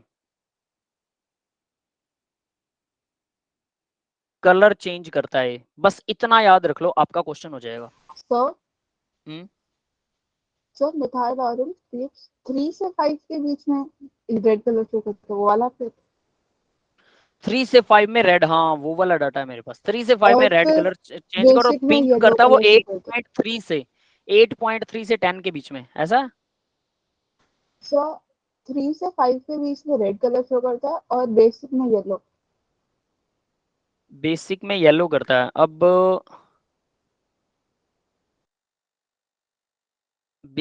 3 से 5 में रेड करता है, ठीक है, बस यही थोड़ी सी कंफ्यूजन है। एक 3 से 5 के अंदर होता है, एक 8.3 से 10 के बीच में एक इंडिकेटर कलर चेंज करता है। उन दोनों का डाटा लर्न है, लेकिन वो याद नहीं है कि वो कौन सा इंडिकेटर था, फिनोफैथलीन और मिथाइल ऑरेंज, ठीक है। सीधी सी बात है, एसिडिक कलर के अंदर ये कलर चेंज करता है, इतना याद रखिए, आपका क्वेश्चन अटेम्प्ट हो जाएगा, दैट्स इट, और कुछ भी नहीं है। ठीक है गाइज, बस इतना ही है बेटा, ठीक है, तीनों रिएक्शन है आपके हाँ बेटा 10 तक बोलो। मेरे पास फेनोल्फिथलीन है। 10 तक फिनोफैथलीन है, ठीक है, हाँ फिर वो यस फिनोफैथलीन होगा जो बेसिक कंडीशंस के अंदर बदलेगा, ये एसिडिक कंडीशन में बदलता है। 3 to 5, ये 3 to 5 भी नहीं है एक्चुअल में ना, 3.7 से पता नहीं कितना ऐसा कुछ है, ऐसा 5 के कुछ में है, आई डोंट सर, नो, वो तो 3.3 है। Approximate value. हाँ ये 3.3 से 5 के बीच में ऐसा कुछ है। और ये मिथाइल ऑरेंज और फिनोफैथलीन जो होता है, ठीक है, अगर आपको मिला कुछ, फिनोफैथलीन जो है वो ये 8.3 से 10 के बीच में होता है शायद, ठीक है। Yes sir. ये बेसिक कंडीशन के अंदर कलर चेंज करता है, ये कलर चेंज इस कंडीशन में करता है। चलो भाई कुछ कुछ, अब मैं एक चीज बता देता हूँ, why I was not sure, मैं ये क्यों नहीं बताना चाह रहा था, क्योंकि ये डाटा मुझे ना पूरी तरह से याद नहीं है, ठीक है, इसी वजह से मैं ढूंढ रहा था कि वो डाटा है क्या, 3.3 से समथिंग है या 8.3 से है, कुछ ऐसा कुछ करके मेरे को थोड़ी थोड़ी कंफ्यूजन है, तो ये डाटा पूरा सही नहीं है। लेकिन फिनोफैथलीन बेसिक कंडीशन में कलर चेंज करता है और मिथाइल ऑरेंज एसिडिक कंडीशन में कलर चेंज करता है, बस ये आप याद रखना। यानी कौन सा इंडिकेटर कब यूज करना है, तो मान लो ऊपर से हम टाइट्रेशन कर रहे हैं, तो ऊपर एक पीपेट देखी होगी ना आपने, टाइट्रेशन के अंदर ये चीज देखा यस होगा सर। सभी ने, एक लंबी सी पिपेट होती है, ठीक है, और ये पाइप होती है लंबी सारी, और इसके नोब के ऊपर यहाँ पर वो होता है जिसे ड्रॉप वाइज गिर रहा होता है। तो ऊपर अगर मान लो बेस है सपोज, नीचे है एसिड, तो इंडिकेटर बताओ कौन सा होगा, फेनोल्फिथलीन। फिनोफैथलीन इंडिकेटर होगा, एसिड के साथ एसिड ही यूज होगा, उस कलर आ जाता है फिर उसमें। एसिड के साथ एसिड ही वो इंडिकेटर होगा, ये भी एसिड होता है फिनोफैथलीन, ठीक है, तो ये एसिड है। तो ये एसिड क्या करेगा बेस के साथ में, यानी कि इसकी रेंज होती है 8.3 से 10 के बीच में, जब बेसिक हो जाता है सॉल्यूशन तो ये कलर चेंज करता है कलर चेंज समझ में आ गया बेटा, तो ऊपर बेस और नीचे यस एसिड, एसिड हो, एसिड के अंदर हम डालते हैं फिर फिनोफैथलीन। अगर इसका रिवर्स हो, रिवर्स मतलब ऊपर जो आपकी पिपेट है इसके अंदर आपने डाल दिया एसिड, ठीक है, बच्चे सोचते हैं कि सर कोई भी कर लो, ऊपर एसिड नीचे बेस, बात तो एक ही है, रिएक्शन तो होने वाली है, नीचे है बेस, तो कौन सा इंडिकेटर यूज होना चाहिए, यहां पर मिथाइल ऑरेंज यूज होगा, मिथाइल ऑरेंज। क्यों, इसकी रेंज जो होती है वो 3.32 समथिंग 5 तक ऐसे कुछ बीच में होती है। अब रेंज कंफर्म नहीं है, इसीलिए ये रिटर्न में डाटा होता है और लेक्चर रिकॉर्ड होता है। अगर मैं ओरली बताता बहुत आसानी से बता सकता था, बहुत ज्यादा डीप में भी बता सकता था, क्योंकि मुझे कंफर्म है कि अगर डाटा सामने आएगा तो तब मैं आपको याद करवा दूंगा। लेकिन जब रिकॉर्डिंग होती है ना बेटा, तो रिकॉर्डिंग के अंदर डाटा सही होना चाहिए, क्योंकि अगली बार कोई भी बच्चा गलत देख लेता है, मुझे नहीं पता उसने गलत देख लिया, सर ठीक है। मैंने गूगल पे से बताया था। हाँ वो ठीक है बेटा गूगल पे, बट मेरे पास एक प्री साइज डाटा है और भी बेटरली गूगल में चलो मिल जाता है, डोंट वरी, पर उसको ढूंढना थोड़ा उल्टा सीधा सा होता है। तो यानी कि यहाँ पर इसलिए मैं बोल भी रहा हूँ कि ये डाटा मेरे को कंफर्म नहीं है, ठीक है। कोई चीज अगर मैं गलत करवाता हूँ ना, मैं पहले ही बोल देता हूँ, मैंने अपनी लाइफ में कभी किसी को गलत नहीं बताया। आता है तो डायरेक्ट बोलूंगा, नहीं आता तो आपको बोल दूंगा कि ये मेरे को डाटा याद नहीं है, दैट्स इट। और ये डाटा है, स्टूडेंट्स को याद करना होता है, इसलिए मैं ज्यादा इसको टेंशन भी नहीं लेता कि मुझे याद नहीं है तो कोई बात नहीं है, मैं तो देख सकता हूँ, है ना, कभी भी। लेकिन आप लोगों को पेपर में याद रखना होता है, ठीक है। तो इसलिए याद रखिएगा। अब ये दोनों चीजें समझ लो आपकी कंप्लीट होगी, इस बेस पर आप बता सकते हैं, थोड़ा सा दिमाग लगा के वो क्वेश्चन भी कर सकते हैं। वो 2 क्वेश्चन थे टफ वाले, एक रिएक्शन को बैलेंस करना, दूसरा ये वाला। अब ये इंडिकेटर वाला सिस्टम मैंने हल्का सा आपको डिफाइन कर दिया कि कैसे होगा, अब आप आसानी से इसका आंसर दे सकते हैं, दैट्स इट। उसके अलावा सारा ऑक्सीडेशन नंबर वाला मेथड है, सबका कोई स्ट्रॉन्ग एसिड वीक बेस, और एक क्वेश्चन वो भी है कि मैग्नीज की ऑक्सीजन स्टेट कम हो रही है, ज्यादा हो रही है, तो बताओ ये एसिडिक होगा, बेसिक होगा, क्या होगा, उस बेस पर आप आंसर निकाल सकते हैं। सारे क्वेश्चन आसान है। सबसे पहले अगर केमिस्ट्री करना चाहें कर लेना, वरना जो भी करें अच्छे से करना, और कल का पेपर बहुत अच्छा होना चाहिए भाई, आई थिंक सबसे आसान है, फुल ऑन फुल केमिस्ट्री में नंबर आ सकते हैं अब तो। मैग्नीशियम वाला क्या कहते हैं आप? मैग्नीशियम की ऑक्सीडेशन स्टेट की? मैग्नीज की oxygen state, higher the oxygen state मतलब acidic, lower the oxygen state मतलब बेसिक, ठीक है। बताया था ना, जिसकी ऑक्सीजन स्टेट बेसिक होती है, बेसिक वाले कौन से होते हैं, जिनकी ऑक्सीजन लो ऑक्सीजन स्टेट में जो ऑक्साइड्स बनते हैं वो बेसिक होते हैं, हाई ऑक्सीजन स्टेट में जो ऑक्साइड बनते हैं वो एसिडिक होते हैं, बस इतना याद रखना, ठीक है। That's it. अब मैं रिकॉर्डिंग को ऑफ कर रहा हूँ भाई, ठीक है। कल का पेपर मेरे को सबका अच्छा चाहिए, बिल्कुल अच्छे वाला।